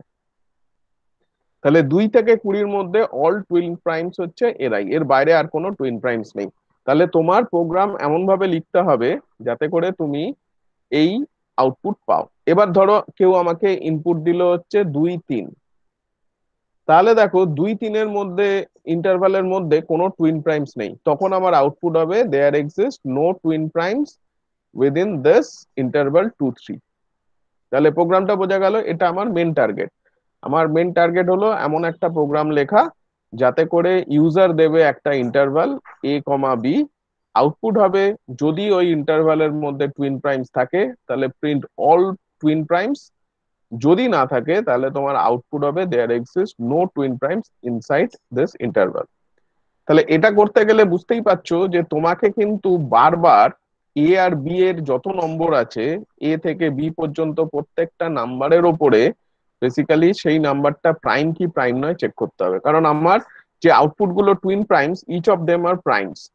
তাহলে তোমাকে এই প্রাইম নাম্বার, একটা নাম্বার প্রাইম কি প্রাইম নয় সেই জিনিসটা বারবার করতে হচ্ছে। তার মানে এখানে বুঝতে পারছো 2 থেকে 20 হলে তোমাকে 2টা চেক করব প্রাইম কিনা, তারপর 3 চেক করব প্রাইম কিনা, করতে করতে 20ও চেক করব প্রাইম কিনা। তার মানে প্রায় এখানে 18-19 বার তোমাকে ওই নাম্বারটা প্রাইম কি প্রাইম নয় চেক করতে হচ্ছে। সো 18-19 বার যদি তোমাকে ওই পুরো কোডটা লিখতে হয় তাহলে বুঝতেই পারছো তোমার কি অবস্থায় দাঁড়াবে। তার থেকে যদি এমন একটা যন্ত্র থাকে যে যন্ত্রে তুমি ইনপুট একটা ইন্টিজার দিলে তোমাকেও আউটপুট দিয়ে দেবে যে নাম্বারটা প্রাইম কি প্রাইম নয়, ধরো প্রাইম হলে 1 দেবে, প্রাইম না হলে 0 দেবে, তাহলেই তুমি সহজেই বুঝতে পারবে, সেই যন্ত্রটা দিয়ে টেস্ট করতে পারবে ইয়েস অর নো তে যে নাম্বারটা প্রাইম কি প্রাইম নয়। তাহলে আমরা আগে প্রথমে দেখবো যে সি প্রোগ্রামিং কিভাবে ফাংশনটা করে এবং সেই ফাংশনটা অ্যাকচুয়ালি কম্পাইলার কিভাবে কাজ করে। আচ্ছা, সেই প্রোগ্রামটা দেখার জন্য আমরা একটা কোড লেখার চেষ্টা করি। আচ্ছা, একটা নতুন ক্রিয়েট করি।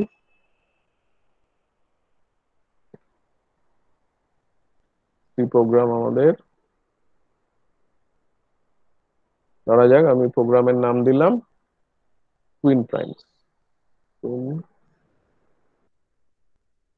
টুইন প্রাইমস সোর্স মেনটা খুললে অনেক এক্সট্রা কিছু দিয়ে দেয়, std_lib.h আমাদের কাজে লাগবে না। দেখো ইন্ট অলরেডি ও ইন্ট দিয়ে রেখেছে, তার মানে এই ফাংশনটা একটা ইন্টিজার রিটার্ন করে, সেই কারণে আমরা কিন্তু রিটার্ন 0 দিই। এবার বুঝতে পারছো কেন রিটার্ন 0 দেওয়া হয়। যদি রিটার্ন 0 না দেওয়া হয় ও একটা ওয়ার্নিং দেবে যে main should return a value, সেই জন্য ওকে রিটার্ন 0 করা হয়, এটাই হচ্ছে কারণ। তাহলে আমাদের প্রাইম, আমাদের একটা ইন্টারভাল লাগবে, তাহলে ইন্টারভাল এ আর বি নিলাম। আচ্ছা, আমার আর কি লাগবে, লুপ টুপে ঘোরাতে হবে, সেই জন্য একটা আই নিলাম, পরে যদি আবার লাগে দেখবো, ইত্যাদি ইত্যাদি। আচ্ছা আচ্ছা, লুপটা তো আমি হ্যাঁ এখানেই করব, আর যদি যা লাগবে আমি সেগুলো পরে দেখবো। তাহলে প্রিন্ট করলাম, প্রিন্ট একটু বাড়িয়ে দিই, আমাদের দেখতে সুবিধা হবে। স্যার ওটা ইন্টিজার আইএনটি হবে না, আপনার আইটি হয়ে হ্যাঁ, গেছে। printf, তো enter the interval হলো scanf, scanf, তাহলে দুটো জিনিস তোমায় করতে হবে, %d %d %a %d। So আমি ধরে নিলাম ইউজার এ তে ছোট নাম্বার দেবে, বি তে বড় নাম্বার দেবে, সেইভাবে যদি না হয় তোমাকে এখানে এন্টার দ্য ইন্টারভালে প্রপারলি বোঝাতে হবে ইউজারকে, যেটা অ্যাকচুয়ালি বোঝানো উচিত যে একটা ইন্টারভাল দাও যেখানে এর ভ্যালু কম বি এর ভ্যালু বেশি, সেই অনুযায়ী ও ইন্টারভালটা দিল। So we assume that A is less than equal to B. যদি লোকে বুঝতে অসুবিধা হয় তাহলে ভালো প্রোগ্রামার সেইগুলো লিখবে, তো আমি আপাতত বোঝানোর জন্য সেগুলো লিখছি না। তাহলে আমার এবি চলে এলো। এবার কি হবে, আমার কাছে ধরো একটা যন্ত্র আছে ফাংশন, সেটার একটা নাম দিলাম ধরো check prime, check underscore prime. আচ্ছা, খেয়াল রাখবে আমরা যখন প্রোগ্রাম লিখবো, ভালো প্রোগ্রাম লেখার নিয়ম হচ্ছে যে যখনই তুমি প্রোগ্রাম লিখবে, প্রোগ্রামিং গুলো অ্যাকচুয়ালি কেন করি, একটা তো তোমাদের কোর্সে আছে বলে করি, কিন্তু এটা তো মেনলি ইন্ডাস্ট্রিতে ইউজ হয়। তো ইন্ডাস্ট্রিতে ইউজ করার মেন আইডিয়া হলো যে আমরা যখন ফাংশন গুলো লিখি, ইন্ডাস্ট্রিতে দেখবে জন্ম থেকে সে সেই ইন্ডাস্ট্রিতেই আছে এবং সেই কোম্পানি ছাড়লো মরে যাওয়ার পর এরকম কমই হয়, আবার মরে গেলে তখন কি হবে, ফলে সেই কোডটা তো হাইলি অন্য একজন দেখবে। ফলে আজকে যদি আমার এখানে পুরো নাম লেখা হতো, আমি একটু ফাঁকিবাজি করলাম, কিন্তু এখানে যদি চেক প্রাইম যদি প্রোগ্রামের একটা ফাংশনের নাম হয় তাহলে লোকে প্রোগ্রামিং এর বা ফাংশনের নাম দেখেই অনেকটা আইডিয়া করে ফেলতে পারবে যে এইটা নিশ্চয়ই একটা প্রাইম চেক করার একটা ফাংশন। সো ভালো প্রোগ্রাম লেখার একটা বড় আইডিয়া হলো যে যে ভেরিয়েবল নামগুলো ইউজ করা হবে সেগুলো যেন মোস্ট অ্যাপ্রোপ্রিয়েট হয়। তো এখানে চেক প্রাইমের বদলে আমি আমার নাম লিখতে পারতাম, আমার নামে একটা ফাংশন করতে পারতাম, ভাবতাম আমি অমর হয়ে থাকবো আর কি এই ফাংশন লিখে, সেটা তো ভাবার কোনো কারণ নেই। এই প্রোগ্রামটা হয়তো ইন্ডাস্ট্রিতে যদি আজকে কেউ ইউজ করে তাহলে সে হয়তো পরবর্তী ক্ষেত্রে সে বাদ দিয়েও হাজার হাজার লোক হয়তো এই প্রোগ্রামটা দেখবে। তারা যাতে চট করে বুঝতে পারে সেই জন্য নিয়ম হচ্ছে প্রোগ্রামিং ল্যাঙ্গুয়েজে যে ভেরিয়েবল নাম বা যে প্রোগ্রামিং এর ফাংশনের নাম ইউজ হবে সেটা অ্যাজ অ্যাপ্রোপ্রিয়েট অ্যাজ পসিবল যেন সেটা হয়। তাহলে আমি আপাতত চেক প্রাইম ধরো যদি নাম দিই, তাহলে আমি জানি চেক প্রাইমের একটা ফাংশন চাইছি, একটা যন্ত্র যে ইনপুট হিসাবে কি নেবে। ইনপুট হিসাবে নিশ্চয়ই সে একটা ক্যারেক্টার নেবে না, চাই চেক প্রাইম করার জন্য সে ইনপুট হিসাবে একটা ইন্টিজার নেবে। আচ্ছা, সে কি কোনো আউটপুট দেয়? আমি ধরলাম সে আউটপুট দেয়, সেটা আইদার 0 বা 1। তাহলে এটা হচ্ছে ইন্টিজারে আউটপুট দেবে। 0 হওয়া মানে তুমি যে ইনপুটটা এই মেশিনে ভরেছো সেই মেশিনের ইনপুটটা ইজ নট প্রাইম। সেটা এনকোড করার জন্য সেটা 1 দেয়, 0 দেয়, আর 1 হচ্ছে সেটা যদি প্রাইম হয়। তাহলে এইটা আমি কোডস করে লিখতে পারি যে দ্য ফাংশন আউটপুটস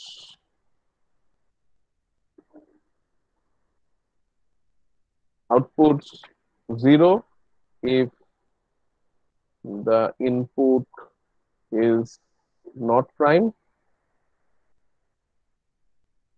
else 1। ঠিক আছে, এইবার এইটা দেখার সঙ্গে সঙ্গেই এটা দেখো কমেন্ট লাইনে আছে, দেখো এটা কালারটাও একটু ফেড হয়ে আছে। এইটা যেই লোকে দেখবে সঙ্গে সঙ্গে কিন্তু ও বুঝতে পারবে এই যে ফাংশনটা এটা একটা প্রাইম চেক করে, নাম দেখেই বোঝা যাচ্ছে। অ্যাট দ্য সেম টাইম ফাংশনটা 0 আউটপুট করে যদি এটা if the input is not prime else 1। তার মানে যদি নাম্বারটা প্রাইম হয় ইনপুট নাম্বারটা তাহলে ও 1 দেবে, না হলেও 0 দেবে। তাহলে এইটা ফাংশনটা আমি ইউজ করতে চলেছি। এবার স্ক্যান হয়ে গেল। তার মানে এই যে জিনিসটা এটা কাইন্ড অফ যন্ত্র হলো, এই যন্ত্রটাকে আমি ইউজ করব। আচ্ছা, এবার আমার প্রত্যেকটা নাম্বার চেক করার দরকার। আচ্ছা, আমি তাহলে আগে কি করব, যন্ত্রটাকে একটু ডিফাইন করে নিই। যন্ত্রটা কিভাবে ডিফাইন করব? দেখো, মেনের মধ্যে কিন্তু যন্ত্রটা ডিফাইন করলাম না। মেনের যে ব্র্যাকেট এইগুলোকে বলা হয় স্কোপ অফ দ্য মেন। যেখানে এখন আলোগুলো জ্বলছে সেটা নীল রঙের, সেইগুলো হচ্ছে scope of the main. Main একটা ফাংশনের স্কোপ। সো প্রত্যেক ফাংশনের একটা স্কোপ থাকে, সেই স্কোপ ফাংশনের মধ্যে কিন্তু আমার মেনের যে কারিকুরি তার মধ্যেই সীমাবদ্ধ। আচ্ছা, এরপরে আমার যেটা দরকার আমি আগে যন্ত্রটা ডিফাইন করে নিই। তাহলে যন্ত্রটার দেখতে কিরকম, সেটা হচ্ছে check prime. Check prime, check প্রাইমের পর একটা ইন্টিজার ধরা যাক ও এন নেয়। ঠিক আছে, তাহলে এইটা এই যে ডেফিনেশনটা হলো এটাটাকে এই জায়গাটাকে বলা হয় প্রোটোটাইপ ডিক্লারেশন। এই যে জিনিসটা এইটা কম্পাইলারের জন্য। এই কম্পাইলার যেই মেনের আগে কোনো এই ধরনের লেখা দেখবে ও বুঝবে যে পরবর্তী ক্ষেত্রে একটা ফাংশন ইউজ হতে চলেছে যে ফাংশন ইনপুট হিসাবে একটা ইন্টিজার নেয় আর আউটপুট হিসাবে একটা ইন্টিজার দেয়। ফলে এইটা কম্পাইলারকে বোঝানোর সুবিধের জন্য। তো এইটাকে বলা হয় প্রোটোটাইপ ডিক্লারেশন। অনেক বইতে বা অনেক আগের যে স্ট্যান্ডার্ড ছিল সেখানে হচ্ছে এই মেন ফাংশনটার আগেই এই যে আমি এখন যেটা করতে চলেছি এই জিনিসটাকে ওপরেই করে দিত, তখন আর প্রোটোটাইপ ডিক্লেয়ার করার দরকার হতো না। কিন্তু মডার্নে এখন যা করা হয় তাতে এই ফাংশন গুলো মেনের পরেই করা হয়। আচ্ছা, তাহলে এটার মধ্যেও একটা ব্র্যাকেট থাকবে, হয়ে গেল। আচ্ছা, এবার ভাবো আমরা যখন প্রাইম নাম্বার টেস্ট করেছিলাম সেখানে কি কি লাগতো। তাহলে এন অলরেডি দেওয়া আছে, তাহলে আর কি কি লাগতে পারে, একটা লুপে ঘোরাতে লাগতে পারে, একটা ফ্ল্যাগ লাগতে পারে। ফ্ল্যাগ ইকুয়াল টু ধরো 0। অনেকভাবেই করা যেতে পারে, যে যেরকম ভাবে পারবে প্রোগ্রামটা করবে, কারণ এটা অলরেডি তোমরা করেছো। তাহলে এখানে তো আর ইউজারের থেকে নেওয়ার নেই, কারণ অলরেডি ফাংশনের মধ্যে এই যন্ত্রের মধ্যে এনটা ইউজার সাপ্লাই করে দেবে উপর থেকেই। তাহলে এই এনটা অলরেডি চলে এসছে যার প্রোগ্রামিং আমি করতে চলেছি। তাহলে একটা লুপে ঘোরাবো। ফর আই ইকুয়াল টু 2 থেকে শুরু করেছিলাম, i less than equal two sqrt ধরো n আই প্লাস প্লাস যেই এসকিউআরটি করেছি মনে আছে তোমাদের, ওপরে একটা hash include math dot H করে নিতে হবে, ম্যাথ ডট এইচ। খেয়াল করো যারা লিনাক্সে রান করাচ্ছ তারা এই ম্যাথ ডট এইচ ইনক্লুড করার পর যখন কম্পাইল করবে লাস্টে -lm দিতে ভুলবে না, লাইব্রেরি ম্যাথামেটিক্স, নাহলে কিন্তু এরর দেবে। আচ্ছা, তাহলে এখানে কি করব আমরা, ফরের মধ্যে যদি এই যে নাম্বারটা আই যদি ভাগ করে, তার মানে ভাগ করা মানে কি, n পার্সেন্টেজ আই যদি 0 হয়ে যায়, তাহলে ওর কি করা উচিত, এই ঘটনাটা ঘটা মানে ফ্ল্যাগের রং চেঞ্জ হয়ে যাবে। তাহলে আমি ফ্ল্যাগ ইকুয়াল টু 0 ছিল, এখন 1 করে দিলাম, ফ্ল্যাগের রংটা চেঞ্জ হয়ে গেল। আর এই কাজটা হয়ে যাওয়া মানে এই আই দিয়ে আর ফার্দার টেস্ট করার কোনো দরকার নেই, কারণ একবার 0 হয়ে যাওয়া মানে সেই নাম্বারটা অলরেডি আর প্রাইম হতে পারে না। সো ফ্ল্যাগ ইকুয়াল টু 1 আর ব্রেক করে দিলাম, হয়ে গেল। এইবার ফর লুপের বাইরে এসে আমি রংটা চেক করব। তাহলে ইফ ফ্ল্যাগ ইকুয়াল টু 0, তাহলে আগে কি করতাম, প্রিন্ট করতাম, আমি এবার প্রিন্ট করব না, রিটার্ন করব, কারণ দেখো আমার প্রোগ্রামটা একটা রিটার্ন করার ব্যাপার আছে, ইন্টিজার রিটার্ন করবে। তাহলে যদি ফ্ল্যাগ ইকুয়াল টু 0 হয়, তার মানে কি এই ঘটনাটা ঘটেনি, তাহলে রিটার্ন কি করব, রিটার্ন কি করা উচিত, 0 না 1, কেউ একজন লেখো দেখি, রিটার্ন কি করব, রিটার্ন 0 না 1,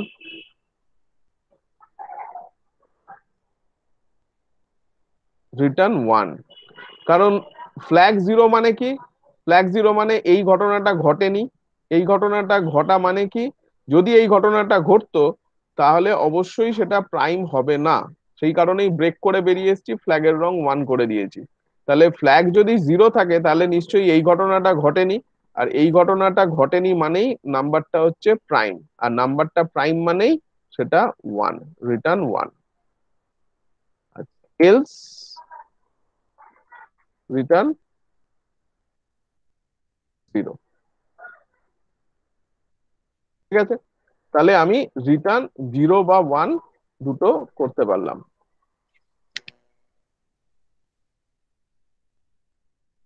তাহলে রিটার্ন 0 বা 1 হয়ে গেল, তার মানে আমার যন্ত্রটা রেডি। এই যন্ত্রের মধ্যে যেই আমার একটা নাম্বার দিয়ে দেবো, ও কিন্তু 0 বা 1 রিটার্ন করে দেবে। আচ্ছা, এইবার এই যন্ত্রটাকে কিভাবে আমি এইখানে ইউজ করব, তাহলে এখানেও ইউজ করার জন্য আমার কিন্তু একটা লুপ ঘোরাতে হবে, প্রত্যেকটা নাম্বারকে দেখতে হবে। ফর ধরা যাক আই ইকুয়াল টু, কোথা থেকে শুরু হবে, এ থেকে শুরু হবে, I less than equal to B, B অব্দি চলবে আই প্লাস প্লাস, এই জায়গাটার লুপটা তোমরা একটু আমাকে বলো কি করব, কিভাবে আমি চেক করব। আমি প্রথমে চেক করব এ কে, চেক প্রাইম দিয়ে, যদি এটা প্রাইম হয় এবং এ প্লাস 2টা, দেখো প্রথমে আই তো এ দিয়ে শুরু হবে, প্রথমে চেক করব এ প্রাইম কিনা, তারপর এ প্লাস 1 কিন্তু চেক করব না, আমি চেক করব এ প্লাস 2টা। যদি এ এবং এ প্লাস 2 দুজনেই প্রাইম হয়, তাহলে আমি রিটার্ন আই মানে এ আর এ প্লাস 2 কে প্রিন্ট করে দেবো। তাহলে এ দিয়ে শুরু হলো, নেক্সট স্টেপে কি করব, আই এর ভ্যালু বেড়ে যাবে, এ প্লাস 1 হবে, তখন আমি কি চেক করব, এ প্লাস 1 থেকে কত অবধি চেক করব, এ প্লাস 1 আর এ প্লাস 3, এই দুটো চেক করব, দুজনেই যদি প্রাইম হয় আমি প্রিন্ট করে দেবো। বোঝা গেল? তাহলে এবার লুপটা কিভাবে হবে আমাকে একটু বলো, এবং এই বি অবধি যাবে না বি এর থেকে কম অবধি যাবে সেটা মাথায় নিয়ে বলো। তাহলে লজিকটা কি করছি, আমি লজিকটা করছি, যদি আমার তাহলে এ আর বি আছে, এ থেকে বি, এইটা চেক করছি। তাহলে আই এ থেকে শুরু হলো, আমি কি চেক করব, check prime A, check prime I, and check prime I equal to 1 কিনা, and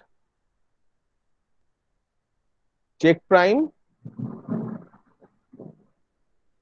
I plus 2 সেটাও ইকুয়াল টু 1 কিনা। ঠিক আছে, এরা যদি দুজনেই 1 হয়ে যায়, এই ঘটনাটা যদি দুজনেই 1 হয়, এন্ড যেহেতু তার মানে দুটোকেই সত্যি হতে হবে, তাহলেই আমি প্রিন্ট আই আর আই প্লাস 2 কে প্রিন্ট করব, তাই তো? তাহলে আই ইকুয়াল টু এ থেকে শুরু হলো, তাহলে এখানে প্রথম স্টেপে ও আই এর জায়গায় এ বসালো, এখানে বসলো আই এ প্লাস 2, দেখা গেল দুটোই 1 এসছে, তাহলে এ আর এ প্লাস 2টা প্রাইম হয়ে গেল, তার মানে ওরা টুইন প্রাইম। তাহলে আমাকে প্রিন্ট করে দেওয়া উচিত আই আর আই প্লাস 2। এর পরের স্টেপে কি হবে? এর পরের স্টেপে আই এর ভ্যালু আই প্লাস 1 হয়ে যাবে, তাহলে এখানে আই এর জায়গায় আই প্লাস 1 বসবে, আর এখানে আই এর জায়গায় এ প্লাস 3 বসবে। এটাও চেক করবো এরা টুইন প্রাইম কিনা, যদি দুজনেই 1 হয়ে যায় টুইন প্রাইম, তাহলে এ প্লাস 1 আর এ প্লাস 3 প্রিন্ট করে দেবো, এন্ড সো অন।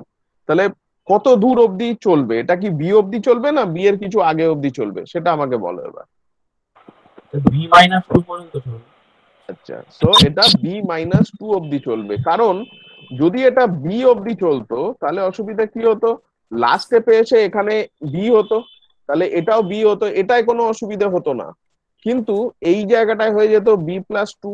ধরো এরা টুইন প্রাইম হলো, তাহলে কি তুমি বি আর B+2 প্রিন্ট করবে? কারণ B+2টা কিন্তু অলরেডি তোমার বেরিয়ে গেছে রেঞ্জ থেকে, so you can not do that. তাহলে তোমার অ্যাকচুয়ালি B-2 অবধি চেক করলেই যথেষ্ট, কারণ B-2 যখন এটা B-2 হবে, কিন্তু এটা তখন বি হয়ে যাবে। বোঝা গেল? তো এইটা লেস দেন ইকুয়াল টু আছে, সো B-2 অবধি চেক করব। তাহলে কি করব, ইফ যদি আমার check prime I equal to 1 and check prime I plus 2 equal to 1। আচ্ছা, এইগুলোকে আমি একবার একটু ব্র্যাকেটে করে দিচ্ছি, এইটা একটা ব্র্যাকেট করলাম, এইটা আর একটা ব্র্যাকেট করে দিলাম। ঠিক আছে, যদি এরা 1 হয় তাহলে কি করব, printf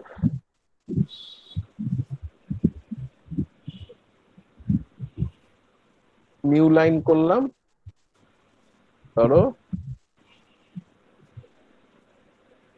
ব্র্যাকেট যদি দিই দেখতে ভালো লাগবে, তাহলে percentage D comma percentage D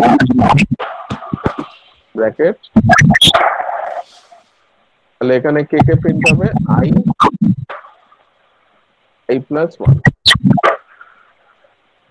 I plus 2। ঠিক আছে, আচ্ছা এইটা যদি হয় তাহলে ও কিন্তু যতগুলো টুইন প্রাইমস আছে, এখনো কিন্তু প্রোগ্রামিংটা শেষ হয়নি, আপাতত এইটা চালিয়ে আমরা একটু দেখি কি দিচ্ছে আউটপুট, এটাকে চালানো যাক। আচ্ছা, ও কোনো এখনো অব্দি এরর দেয়নি, কম্পাইল করা যাক। ধরো ইন্টারভ্যালটা আমি যা দিয়েছিলাম 2 আর একটা হচ্ছে 20। দেখো আমরা যা যা চেয়েছিলাম দিয়ে দিয়েছে, 2-20 মধ্যে 3 5 5 7 11 13 17 19 ঠিকঠাক দিয়েছে, কিন্তু প্রোগ্রামটা কমপ্লিট হয়নি। কেন বলো তো? এখনো একটা জিনিস বাকি রয়ে গেছে। কি জিনিস বাকি রয়ে গেছে? কে একজন মেশিনে বলো কি জিনিস বাকি রয়ে গেল?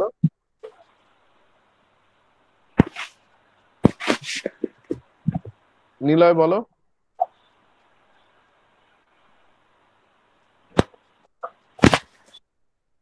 আচ্ছা, শোনা যাচ্ছে না।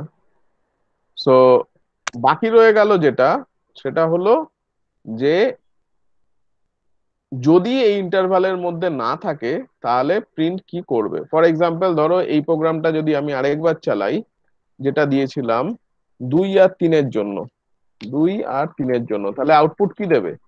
আউটপুট দেখো কিছুই দিল না।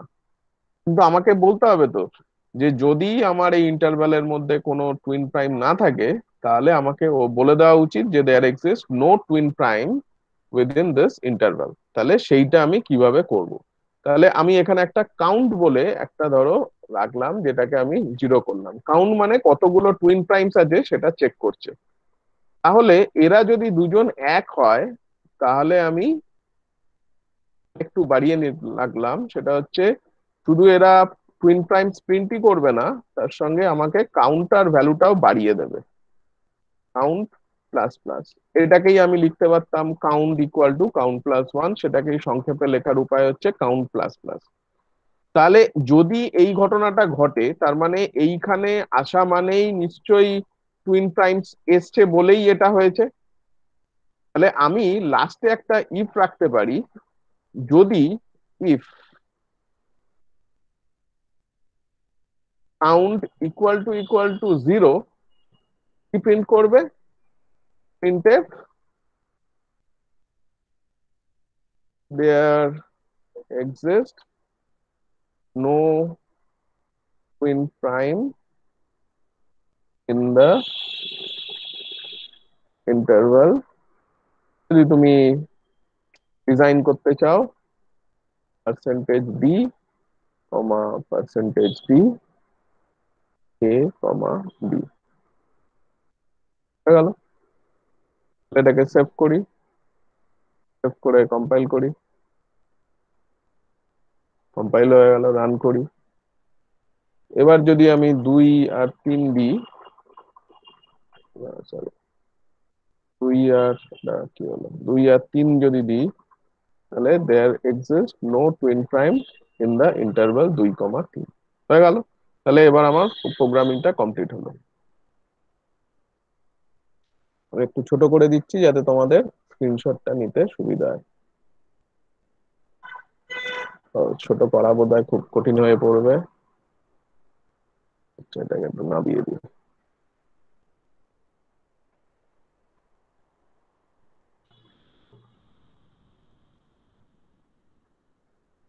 তো এইটা হচ্ছে তোমার টুইন প্রাইমের কমপ্লিট প্রোগ্রাম। আচ্ছা, ওপরে কিন্তু ওই ওংটা আছে, এই এই জিনিসটা আছে, এইটা নিজেরা নিশ্চয়ই লিখে ফেলতে পারবে। আমি এইটা বাদ দিয়ে ডিক্লারেশন স্টেপ থেকে খালি দেখাচ্ছি এইখান থেকে, নাহলে আরেকটু ছোট করতে হবে আর কি, খুব ছোট হয়ে গেল এবার। যাই হোক, স্ক্রিনশটের পক্ষে আমার মনে হয় ঠিক আছে, ওটাকে তুমি পরে এক্সটেন্ড করে নিতে পারবে। তো এইটা হচ্ছে প্রোগ্রামিংটা। আচ্ছা, এবার বলো কারো কোনো বুঝতে অসুবিধা আছে কিনা, কোন স্টেপে বুঝতে অসুবিধা আছে একটু বলো।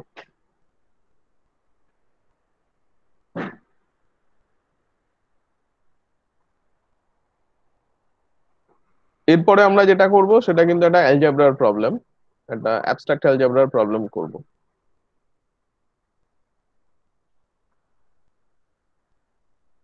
আচ্ছা, কারো কোনো সমস্যা থাকলে বলো।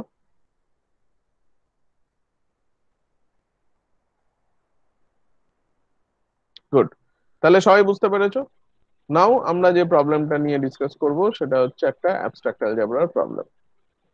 এখানে ইউজি 2 ইউজি 1 যারাই থাকো, ইউজি 1 তো নেই, সুতরাং এক্সপেক্টেড প্রত্যেকেরই গ্রুপ থিওরি হয়ে গেছে। So you all have the idea of cyclic group, প্রত্যেকে তোমরা রিং থিওরিও জানো। তো আমরা একটা গ্রুপ নিয়ে ধরা যাক শুরু করলাম, ধরা যাক আমরা একটা গ্রুপ নিয়ে শুরু করলাম জেড এন। স্যার, হ্যাঁ বলো। আগেরটাতে একটু প্রবলেম হলো, ওই 2 আর 20 নিয়েছিলেন তো, হ্যাঁ, তো সেটাতে 2-3টাকে প্রিন্ট করবে? না 2 তো টুইন প্রাইম নয়, একের ডিফারেন্স কি আছে, 2 আর 3 এমন ও একটা আচ্ছা আচ্ছা, প্রাইম যারা মানে কনজিকিউটিভ, পাশাপাশি আছে বলে ভাবছিলাম টুইন নেই। দে আর নট টুইন, কারণ পাশাপাশি আর তো কেউ অকার করতে পারে না, কারণ একটা আচ্ছা ইভেন একটা অড হতে হবে, 2-3 বাদ দিয়ে এরকম আর কোনো পেয়ার নেই। So they are not consider to be twin primes. So twin prime হতে গেলে একের ডিফারেন্স হতেই হবে। এবং তোমরা শুনে অবাক লাগবে, এই প্রবলেমটা শুনতে খুব সহজ, যে there exist infinitely many twin primes, কিন্তু এখনো অবধি বড় বড় নাম্বার থিওরিস্ট ম্যাথামেটিশিয়ানস কেউই প্রুফ করে উঠতে পারেনি যে there exist infinitely many twin primes. So still this is an open problem. তো তোমরা যদি চাও এটা নিয়ে ভাবতে পারো, ভেবে কোনো একটা যদি সলিউশন পাও, রাতারাতি ফেমাস হয়ে যাবে, $1,000,000 পুরস্কার এর জন্য দেওয়া আছে। সুতরাং এটা নিয়ে কিন্তু ভাবতেই পারো। ম্যাক্সিমাম ক্ষেত্রে যেটা হয় যে অনেক সময় অনেক সিম্পল সহজ সলিউশন থাকে, কিন্তু ম্যাথামেটিশিয়ানরা যখন অনেক কিছু পড়ে ফেলে তখন তাদের মাথায় আর ওই সহজ প্রবলেমস গুলো আসে না। তখন তারা অনেক বড় বড় টুলস দিয়ে সেগুলোকে সলভ করার চেষ্টা করে, এবং সেটাই অনেক সময় কাল হয় যে হয়তো সলিউশন পাওয়া যাচ্ছে না।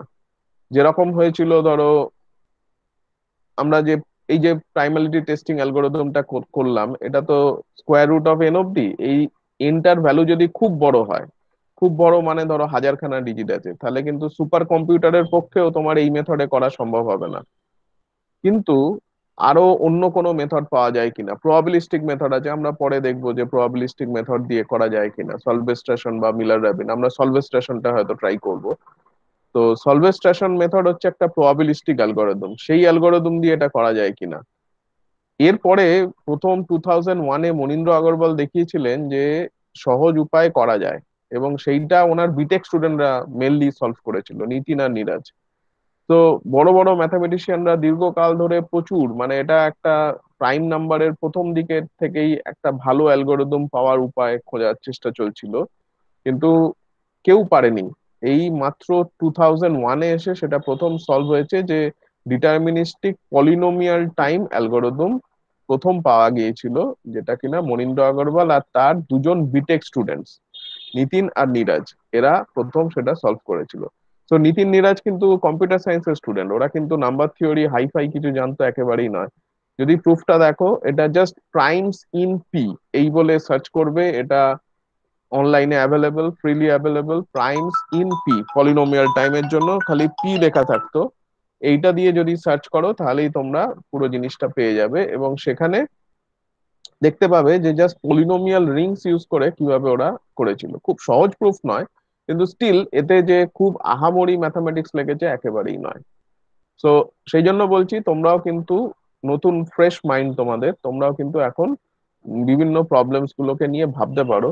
তোমাদের যতটুকু জ্ঞান আছে সেই জ্ঞান দিয়েই হয়তো সলভ হয়ে যেতে পারে। তো এটা অবিশ্বাস্য কিছু নয়। আচ্ছা, এবার যেটায় আসছি আমরা, সেটা হচ্ছে জেড এন প্লাস। স্যার হ্যাঁ, স্যার একটা প্রশ্ন ছিল, বলছি আমরা তো প্রাইমটা যখন বার করেছিলাম, সেক্ষেত্রে আমরা যদি প্রাইম বার করতে গিয়ে মানে কোনো একটা ইন্টারভ্যালে প্রাইম বার করতে চাই, তাহলে কি 2 দেবে? মানে 2 ইন্টারভ্যালটার মধ্যে যদি থাকে তাহলে কি 2 প্রাইম হিসেবে দেবে? হ্যাঁ, প্রোগ্রামটা তোমাকে সেভাবে লিখতে হবে, তাহলেই দেবে, মানে দেওয়া আচ্ছা তো আচ্ছা উচিত।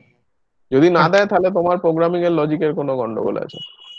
আচ্ছা মানে এমন ভাবে তোমাকে লিখতে হবে যাতে দুইটা দেয়, সেইভাবেই লিখতে হবে।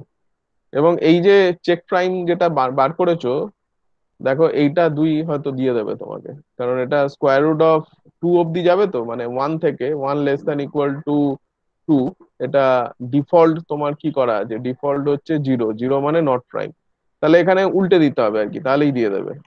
সো সেটা তোমার লজিকের ওপর কিভাবে তুমি লিখছো। আচ্ছা, এবার আমি যেটা বলছিলাম, সো আমরা জানি জেড এন প্লাস হচ্ছে একটা cyclic group of order N. আচ্ছা, এবার জেড এন এর মধ্যে থেকে যদি আমি মাল্টিপ্লিকেশন ডিফাইন করি, সেটাও ডিফাইন্ড। এবার প্রশ্ন হলো Z N with respect two usual multiplication সেটা কি গ্রুপ? তো তোমরা সবাই জানো this is not group. For example, যদি আমরা জেড ধরা যাক 8 ভাবি, তাহলে জেড এইট প্লাস হচ্ছে cyclic group, but Z eight minus Z eight with respect two dot, this is not a cyclic group, কারণ এটা গ্রুপই নয়, এর মধ্যে 0 এলিমেন্টের মাল্টিপ্লিকেটিভ ইনভার্স নেই। আচ্ছা, আর কার কার নেই? 0 নেই, 2 এর থাকতে পারে না, 4 এর থাকতে পারে না, 6 এর থাকতে পারে না। তাহলে পড়ে রইলো কে? 1 আছে, 3 আছে, 5 আছে, 7 আছে। এই যে পড়ে রইলো যারা, প্রশ্ন হলো এরা কি গ্রুপ তৈরি করে with respect to that dot? উত্তর কি হবে? এই যে এই এলিমেন্ট গুলো যেগুলো পড়ে রইলো 1, 3, 5, 7, এরা কি উইথ রেসপেক্ট টু ডট, এরা কি গ্রুপ তৈরি করে? করে না, করে না? কি বক্তব্য একটু শুনি, সবাই একটু চ্যাটে লেখো দেখি। আচ্ছা, সবাই লিখছো এরা গ্রুপ তৈরি করে, ঠিক কথাই, এরা গ্রুপ তৈরি করে, এবং এই গ্রুপের একটা স্পেশাল নাম আছে, এটাকে বলা হয় গ্রুপ অফ ইউনিটস, ইউএন। সেটাই হচ্ছে এই গ্রুপটা, যেটা Zn থেকে তৈরি হয়। আমি সেটাকে Zn স্টার দিয়ে ধরা যাক ডিনোট করছি। তো Zn স্টার আমার মানে হচ্ছে group of units on Zn। হলো? আচ্ছা, এবার প্রশ্ন হলো এই Zn star for any values of n, Zn cyclic ছিল। নাও the question is un is cyclic for any n? উত্তর কি হবে? un টা কি সাইক্লিক হবে ফর এনি n? উত্তর কি বলছো শুনি। প্রশ্ন হলো un মানে যেটা Zn star, is Zn star cyclic? Zn cyclic দেখেছি with respect to addition. Now my question is un cyclic? কি মনে হয়, একটু লেখো দেখি। স্যার বলো। কোনো প্রাইমের পাওয়ার হলে তবে সাইক্লিক হবে। আচ্ছা, কোনো প্রাইমের পাওয়ার হলে সাইক্লিক হবে। আচ্ছা, তুমি এই তো 8 দেখলাম, এটা একটা প্রাইমের পাওয়ার, হ্যাঁ তাহলে এটা নিশ্চয়ই সাইক্লিক। Z8 স্টার নিশ্চয়ই সাইক্লিক। তোমার না, কথা প্রাইম মানে প্রাইমটা অড প্রাইম হলে এটা বলা যেতে পারে, ইভেন হলে আবার বলতে পারছি না। ইনস্টলমেন্টে বলছো, ঠিক বলেছো। না সো মানে it should be a odd prime. কিন্তু প্রশ্ন হলো এইটা নিয়ে কিন্তু নেটে গেটে জ্যামে প্রচুর প্রশ্ন আসে যে for what values of n Zn star is cyclic. এই Zn স্টার সাইক্লিক হওয়ার কোন কোন n এর জন্য এইটা সাইক্লিক হয়, সেইটা কিন্তু একটা খুব কমন কোয়েশ্চেন। বিভিন্ন ফর্মে এটা আসে, সুতরাং সেটা দেখবে। এটা আমার বইতে চ্যাপ্টার 10-এ সুন্দরভাবে পুরো থিওরামের প্রুফটা করা আছে। থিওরামের প্রুফটা বেশ বড়, কিন্তু ভেঙে ভেঙে করা আছে, সেটা তোমরা দেখতে পারো। এবং লাস্টের যে থিওরামটা আমি প্রুফ করেছি সেটা হচ্ছে Zn এর কোন কোন ভ্যালুর জন্য এইটা প্রাইম হচ্ছে বা হচ্ছে না, সাইক্লিক হচ্ছে বা হচ্ছে না Zn স্টারটা। আচ্ছা, এবার আমরা এইটারই একটা সহজ জিনিস দেখব। সেটা হচ্ছে যে আমি এই রেজাল্টটা সাপোজ জানি না, ঠিক আছে, এই রেজাল্টটা আমার জানা নেই। আমি এবার প্রোগ্রামিং চালিয়ে দেখতে চাইছি যে আমি তোমাকে একটা n দেব। Now your output will be whether Zn star is cyclic or not, cyclic or not. তাহলে প্রশ্নটা বোঝা গেল? প্রশ্নটা হচ্ছে আমি তোমাকে n দেব, তোমার প্রথম কাজ হবে সেই n থেকে Zn স্টার তৈরি করা। সেকেন্ড কাজ হবে যে Zn স্টার তৈরি হলো whether that Zn star is cyclic or not। এবার আমাকে একটু লজিক বলতে শুরু করো দেখি। প্রশ্নটা সবার কাছে ক্লিয়ার?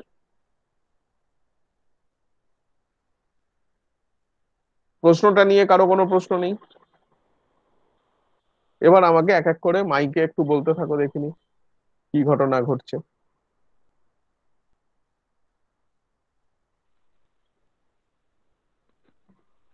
জেডএন এর যে এনটা থাকবে সেই এন এর সাথে জেডএন এর এলিমেন্ট গুলো জিসিডি করবো, নর্মাল জিসিডি ফাংশন দিয়ে। তো জিসিডি যদি 1 আসে তাহলে সেইগুলোকে ইউএন এর মধ্যে ইনপুট নেব। Very good. তারপর তো খালি ইউএন টা তৈরি হলো বা Zn স্টারটা তৈরি হলো। এবার আমার প্রশ্ন হচ্ছে whether that Zn star is cyclic or not। তুমি যেটা বলেছো ফার্স্ট টাইমটা ইজ ডান। হ্যাঁ, এনটা প্রাইম কিনা দেখলেই হবে। এনটা প্রাইম যদি হয়, হ্যাঁ, তারপরে ইফেন্স কন্ডিশন দিয়ে ইফে রাখবো মানে 2 এর জন্য একবার করব আর এলসে বাকি প্রাইমের জন্য। কিন্তু একটু আগে সুমিত যেটা বললো যে যেটা থিওরি বলছে, আমি উল্টো দিক থেকে মানে তোমার উত্তরের কন্ট্রাডিকশনে যাচ্ছি, সেইটা বোঝানোর জন্য আমি ধরো থিওরিটা ইউজ করছি। ও আপাতত যেটা বললো p to the power n যদি হয় where p is an odd prime, তাহলেই কিন্তু Zn স্টারটা সাইক্লিক হয়ে যায় ওর কথা অনুযায়ী। স্যার হ্যাঁ স্যার বলো। বলছি 2 আর 4 ভ্যালু হলেও সাইক্লিক হবে। 2 আর 4 হলে সাইক্লিক হবে, কিন্তু নট 8 এর জন্য অন্তত হবে না। হ্যাঁ 8 এর জন্য হবে না, মানে 2 4 তার এর মানে টু দি পাওয়ার এন কি হচ্ছে অড। 2 4 এর P to the power N, কিন্তু এই যে বললাম অনেকগুলো আছে, এতগুলো আছে, কার কার জন্য হবে সেই রেজাল্টসটা তোমাদের জানতে হবে। আচ্ছা, আমার বইতে আছে, আমি এক্ষুনি হয়তো তোমাদের দেখিয়েও দিতে পারবো। আচ্ছা, ফলে 2 এর জন্য হবে, 4-এর জন্য হবে, কিন্তু 8-এর জন্য অবশ্যই হবে না। সেই জন্য তোমাকে আমি 8টা দিয়েছিলাম। আচ্ছা, এই যে টমাস যেটা বললে যে এন প্রাইম হলেই হবে, প্রাইম হলে হবে, কিন্তু প্রাইম না হলে যে হবে না সেটা বলা যাচ্ছে না। থিওরি বলছে যদি এন এর ভ্যালুটা পি টু দি পাওয়ার কে হয়, যেখানে পি অড প্রাইম, তাহলেই হবে, তাহলেই কিন্তু জেড এইটা সাইক্লিক হয়ে যাবে। আরো বেশ কিছুর জন্য হবে, কিন্তু পি টু দি পাওয়ার কে এর জন্য যেখানে পি অড প্রাইম, তাহলেও ঘটনাটা ঘটবে। তার মানে ধরো যদি আমি 27 দিই এন এর value, then also Z 27 star is cyclic, যেটা তোমার ওই ইফ কন্ডিশন দিয়ে আসবে না। আচ্ছা, তুমি যে ইফ কন্ডিশনটা দিচ্ছ সেখানে তুমি ম্যাথামেটিক্যাল নলেজ ইউজ করছো। আমি বলছি তোমাদের কাছে আপাতত ম্যাথামেটিক্যাল নলেজটা ধরো নেই, মানে এই রেজাল্টটা ধরো তুমি জানো না, just by using problems or by using programming তোমাকে এটা বের করতে হবে এই যে গ্রুপটা হলো এটা সাইক্লিক না সাইক্লিক নয়। তো you don't have the knowledge on this results, তোমাকে প্রোগ্রামিং ইউজ করে এই জিনিসটা থেকে সাইক্লিক কি সাইক্লিক নয় বের করতে হবে। তাহলে তুমি কিভাবে করবে? একজন যে বলল, সে অনেকটাই বলল যে সে জেডেন স্টার অব্দি তৈরি করে ফেলেছে। এর পরের প্রশ্ন যেটা ছিল আমার, যে weather that Zn star is cyclic or not, যে এনটা তোমাকে দেওয়া হয়েছে সে তার করসপন্ডিং, তাহলে তোমার লজিকটা কি হবে শুনি এবার। স্যার ওর এলিমেন্ট গুলোকে দেখবো, ওর এলিমেন্ট গুলোর যদি কোনো একটার অর্ডার যদি গ্রুপটার অর্ডারের সাথে ইকুয়াল হয়ে যায় তখনই তাহলে সাইক্লিক বলতে পারবো। Very good. আচ্ছা, এবার কিভাবে অর্ডারটা চেক করবে? How will you check the order of the element? সেটা ভাবছি। স্যার ওটা অর্ডারটা তো লুপ লাগিয়ে চেক করা যাবে, মানে আই এর ওপর লুপ লাগাবো, দিয়ে বারবার এলিমেন্টটা আই স্টার আই করে করে যতক্ষণ না অব্দি মড ভ্যালুটা 1 আছে ততক্ষণ করে যাবো। সে স্কোয়ার রুট অফ আচ্ছা, এনটা নেব, স্কোয়ার রুট অফ এনটা নিয়ে স্কোয়ার রুট অফ এন এর থেকে ছোট যতগুলো প্রাইম আছে সেই প্রাইম দিয়ে ওটা ডিভিজিবল কিনা চেক করব, কোনটা? মানে অ্যাকচুয়াল এন ভ্যালুটা। আচ্ছা, ইনের ভ্যালুটা? হ্যাঁ, তাহলে এবার যে এন মানে অর্ডার অফ দ্য, মানে অর্ডার অফ দ্য গ্রুপ, গ্রুপেরটা, আমি হ্যাঁ মানে হ্যাঁ এন বলতে জেড এন এর এনটা বলছো? হ্যাঁ হ্যাঁ হ্যাঁ, আচ্ছা, তারপরে? দিয়ে যদি মোর দ্যান ওয়ান প্রাইম হয়, মানে একটা একটা করে সোয়াপ করতে করতে যাবো, যতগুলো প্রাইম আছে যদি একটার থেকে বেশি প্রাইম দিয়ে ডিভিজিবল হয় তাহলে তো হবে না, কারণ ওটা only for N equals to P to the পাওয়ার কে হয় পি অর সেটার জন্যই হয়। আচ্ছা, তাহলে তোমাকে এবার হিসাব করো, মানে এটা তুমি মুখে যেটা বলছো, এবার কম্পিউটারের আত্মকাহিনী যখন লিখবে তোমাকে তার মানে একটা প্রাইম হ্যাঁ, অনেকটা বড় টেস্টিংও হবে, রাখতে হবে, মানে অনেকটা বড় হবে প্রাইমালিটি প্রোগ্রাম। টেস্টিংও রাখতে হবে তোমাকে, তাই তো? হুম হুম হুম। সেও আবার কিছু কাজ করবে। ফলে তুমি এখন প্রোগ্রামের ভিউ পয়েন্ট থেকে ভাবছো, তো প্রোগ্রাম কিভাবে ভাবছে সেটা ভাবার চেষ্টা করো। ঠিকই ভাবছো, মানে দেখো একই প্রবলেমের প্রচুর সলিউশন থাকবে, সেটা খুব স্বাভাবিক, এবং তোমাদের মাথায় বিভিন্ন ধরনের আইডিয়া ঘুরবে, সেটাও স্বাভাবিক। তো first thing would be to run the program. যে কোনো ভাবে আগে প্রোগ্রামটা রান করুক, সেটা সঠিকভাবে রান করুক, দেন তার অল্টারনেটিভ, তার বেটারমেন্ট করার চেষ্টা করো। সো তুমি যেটা ভাবছো ঠিক কথাই ভাবো, ভেবে শুধু ভাবলে হবে না, এবার সেই ভাবনাটাকে তো ভাষায় প্রকাশ করতে হবে, and that's in C language. তুমি তুমি যেটা বললে সেটা ইংরাজিতে প্রকাশ হলো, কিন্তু সেটা এবার সি ল্যাঙ্গুয়েজে প্রকাশ করার সময় সেইটা কিভাবে লিখবে। তো এই প্রোগ্রামিংটা ইজ নট দ্যাট সিম্পল। তুমি এখন বুঝতে পারছো এখানে ও যদি প্রাইমালিটি করে তাহলে প্রাইমের একটা ফাংশন লিখে ফেলবে, সেই ফাংশন দিয়েও চেক করবে, তাহলেই হয়ে গেল। এবার তাহলে বুঝতে পারবে যে ফাংশন ইউজ করার সার্থকতাটা কোথায় থাকবে। ধরো যে অর্ডার বের করতে চাইছে, সে অর্ডার কিভাবে বের করা যায়, তাহলে order of n element check করে নেবে। ধরো অর্ডার এলিমেন্ট একটা ফাংশনের নাম দিল, সেখানে একটা এলিমেন্ট দিল, সেই এলিমেন্ট আউটপুট হিসাবে তার অর্ডার দেয়, তাহলে সেটা চেক করে ফেললে। তো অনেক রকম ফাংশনের জিনিস চলে আসছে, সেগুলো তোমরা ভাবতে পারো। কেউ একজন জিসিডি বললে যে জিসিডি দিয়ে আমি চেক করব যে সেই এলিমেন্টটা বেসিক্যালি জেডেন স্টার যেভাবে তৈরি হয়, তাহলে জেডেন স্টার তৈরি করতে গেলে আমাকে একটা জিসিডি যদি প্রোগ্রাম থাকে, তাহলে আমি কোন কোন এলিমেন্ট গুলো ওর মধ্যে আছে সেটা আমি জিসিডি দিয়ে চট করেই চেক করে ফেলতে পারবো। তাহলে সেই জিনিসগুলো করা যেতে পারে। বুঝে গেল? তাহলে এবার চট করে কেউ একজন ভাবো যে কিভাবে এটা হবে ভেবে। স্যার হ্যাঁ, বলো। বলছি এই সাইক্লিক গ্রুপগুলোর ক্ষেত্রে কি হবে, মানে প্রত্যেকটা এলিমেন্টের অর্ডার তো গ্রুপের অর্ডারকে ডিভাইড করবে, তো এখানে যদি ডিভিশন অ্যালগরিদমকে কোনোভাবে যদি ইউজ করা যায়, মানে যেখানে রিমাইন্ডারটা 0 হয়ে যাবে সেই হিসাবে। আচ্ছা আচ্ছা আগে আমরা দেখি কতজন ঠিকঠাক বুঝেছো, তাহলেই বোঝা যাবে। আচ্ছা আমাকে বলো তো, এন এর ভ্যালু যদি আমি 11 দিই, ঠিক আছে, তাহলে জেড 11 স্টারের অর্ডার কত? What is the order of Z 11 star? এবং জেড 11 স্টারে কতগুলো জেনারেটর আছে? How many generators are there in Z 11 star? যেটা হচ্ছে 10খানা, মানে 10খানা তো এলিমেন্ট থাকবে। তাহলে কতগুলো জেনারেটর আছে জেড 11 স্টারের? তো সাইক্লিক বললে, যেহেতু পি হচ্ছে প্রাইম, এন হচ্ছে প্রাইম, তাহলে জেড 11 স্টারে 10খানা কত? জেনারেটর, 10খানা। আচ্ছা একজন বললো 10খানা। উত্তর দিতে থাকো দেখি, কতগুলো জেড এন স্টারে কতগুলো জেনারেটর আছে? না স্যার 10খানা হবে না স্যার, মানে 10খানা, মানে হ্যাঁ 10খানা। 10খানা, এবার ঠিক বলেছো।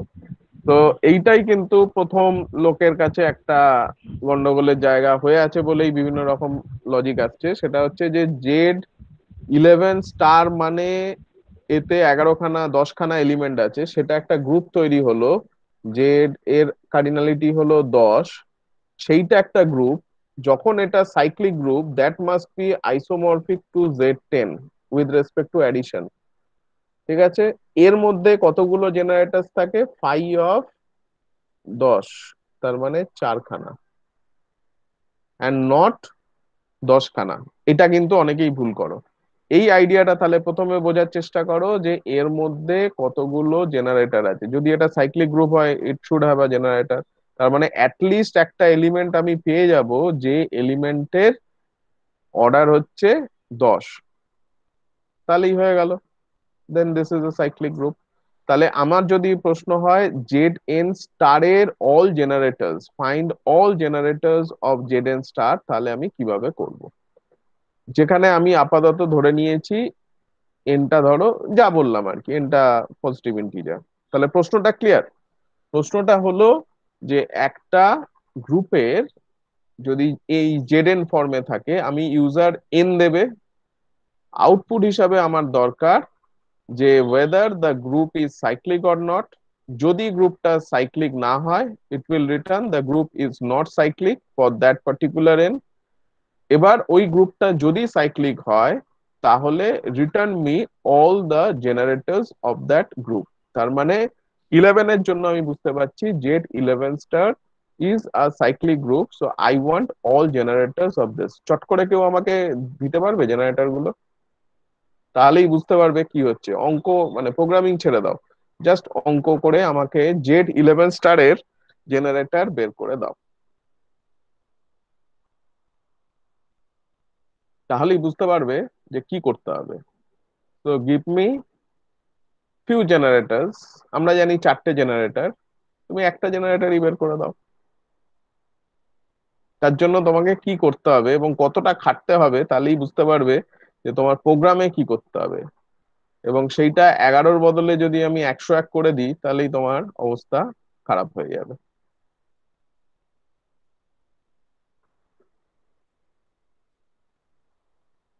চট করে আমাকে জেনারেটর দাও দেখিনি।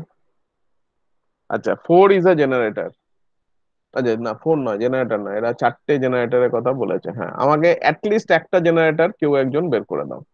So I want at least one generator of the group Z11 star. আচ্ছা 1, সৌরভ লিখেছো 1, বাহ। 1 জেনারেটর হবে, 1 সবাইকে জেনারেট করে দেবে? 1 3 7 9, বাহ। 1 3 5 7 9, বাহ। এবং আমি বলতে পারি 2 হচ্ছে একটা জেনারেটর, এটা ঠিক বলেছো। 7 মনে হচ্ছে এদের মধ্যে একটা জেনারেটর হবে। 2 3 5 7, এটা আই এম ডাউটফুল। 2 জেনারেটর, তাতে কোনো সন্দেহ নেই। আচ্ছা, আমার কাছে বোধহয় প্রোগ্রামটা লেখা আছে। আচ্ছা 2 3 5 2 2 3 5 7 9, এটা কে করেছো? দেবজ্যোতি দেব। আচ্ছা দেবজ্যোতি একটু অন করো মাইকটা। হ্যাঁ স্যার, বলো ওটা তোমার মানে এটা কি করে মনে হলো জেড, যারা রিলেটিভলি প্রাইম তারাই হয়ে যাবে? তুমি সেইভাবেই করেছো নিশ্চয়ই। না মানে স্যার ভুল হয়ে গেছে, মানে Z10 প্লাসের সাথে ওটা ইয়ে হবে, আমি মানে ওটা স্টার্ট ডটের সাথে করে দিয়েছি ওটা, ওই জন্য না, ভুল আমার হয়েছে। স্টার ডটের সঙ্গে লাগবে, তুমি প্লাসের সঙ্গে করে দিয়েছো। গ্রুপটা is isomorphic to Z10 star, Z10 plus, কিন্তু Z10 আমি তো প্লাস। জেড, হ্যাঁ কিন্তু আমি তো জেনারেটর চাইছি কার, Z10 স্টারের, নট জেড প্লাস প্লাসের, Z10 প্লাসের। ঠিক আছে, তোমরা যেটা লিখলে সেটা হচ্ছে এর সঙ্গে এবার ম্যাপিং করে, তোমার তো ইনপুট হিসাবে তো আমার এইটা দেওয়া আছে, নট এইটা। আচ্ছা আচ্ছা। তোমরা যে জেনারেটর বের করলে এইটার জেনারেটর বের করলে, Z10 এর generator, but I want the জেনারেটরস for this. তার মানে এই জেনারেটরের সঙ্গে এই জেনারেটরের নিশ্চয়ই 1-to-1 করসপন্ডেন্স আছে, but I need that correspondence. তুমি আমাকে এর এলিমেন্ট দাও, নট এর এলিমেন্ট।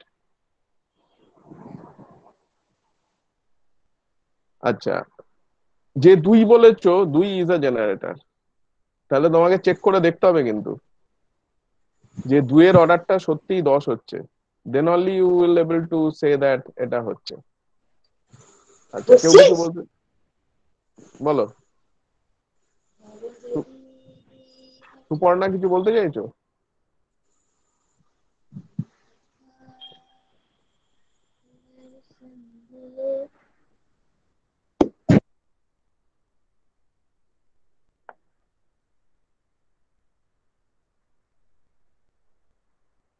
তো কারা কারা এর জেনারেটর হবে? সো দিস, যেটা করতে গেলেই বুঝতে পারবে, এই করতে গেলে তোমাকে বেশ কিছু ক্যালকুলেশন করতে হবে, প্রত্যেকটা এলিমেন্ট দেখতে হবে, সেই এলিমেন্ট গুলো দেখে সেই এলিমেন্ট গুলোর ওপর পাওয়ার করতে হবে, পাওয়ার করে দেখতে হবে যে তোমার 10-এর আগে কেউ 1 হচ্ছে কিনা। যদি 10-এর আগে কেউ টু দি পাওয়ার পাওয়ার সেটা 1 হয়ে যায়, মানে সেটা নিশ্চয়ই ওই এলিমেন্টের অর্ডার 10-এর থেকে ছোট হয়ে গেল, তাহলে সেটা কনসিডার করা যাবে না।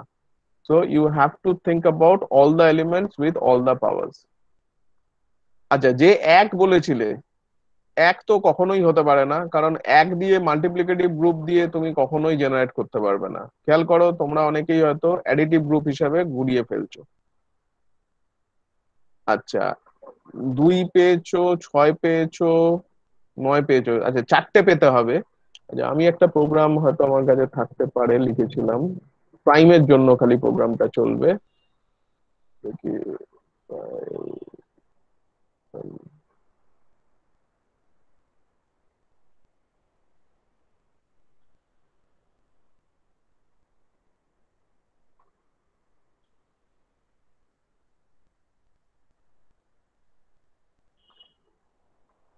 এটা দেখতে হবে একটা কোথাও, বা লিখে ফেলা যায় এখন আর কি, আছে কিনা আমি শিওর নই এখানে।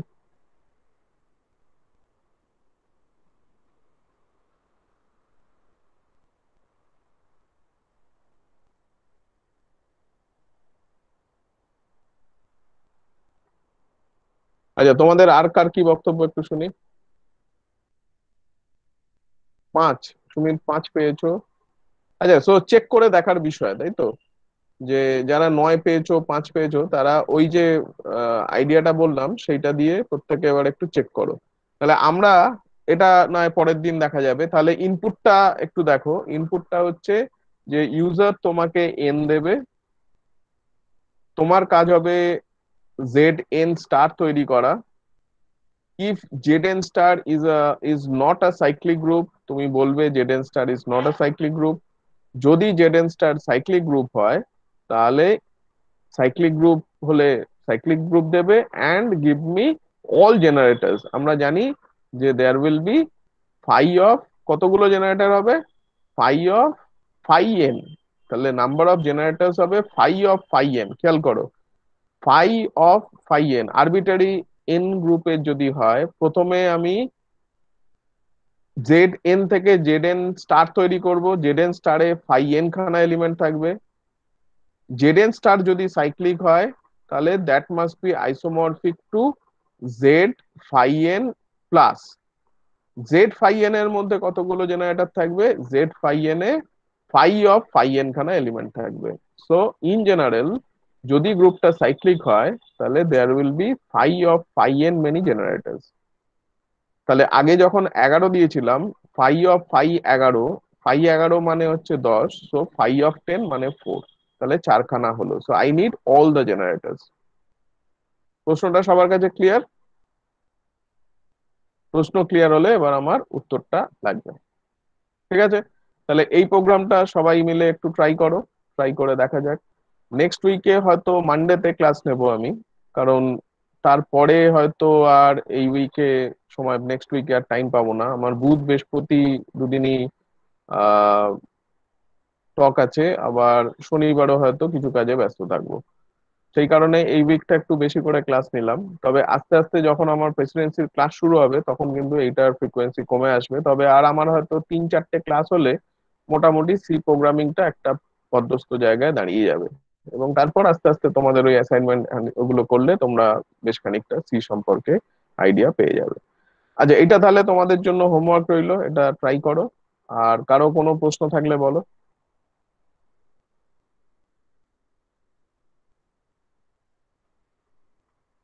কারো কোনো প্রশ্ন? ওয়েল, কারো কোনো যদি প্রশ্ন না থাকে তাহলে ঠিক আছে, চলো। So expected class coming Monday. আর আজকে স্টুডেন্ট সংখ্যা বেশ কম দেখলাম, তো দেখা যাক।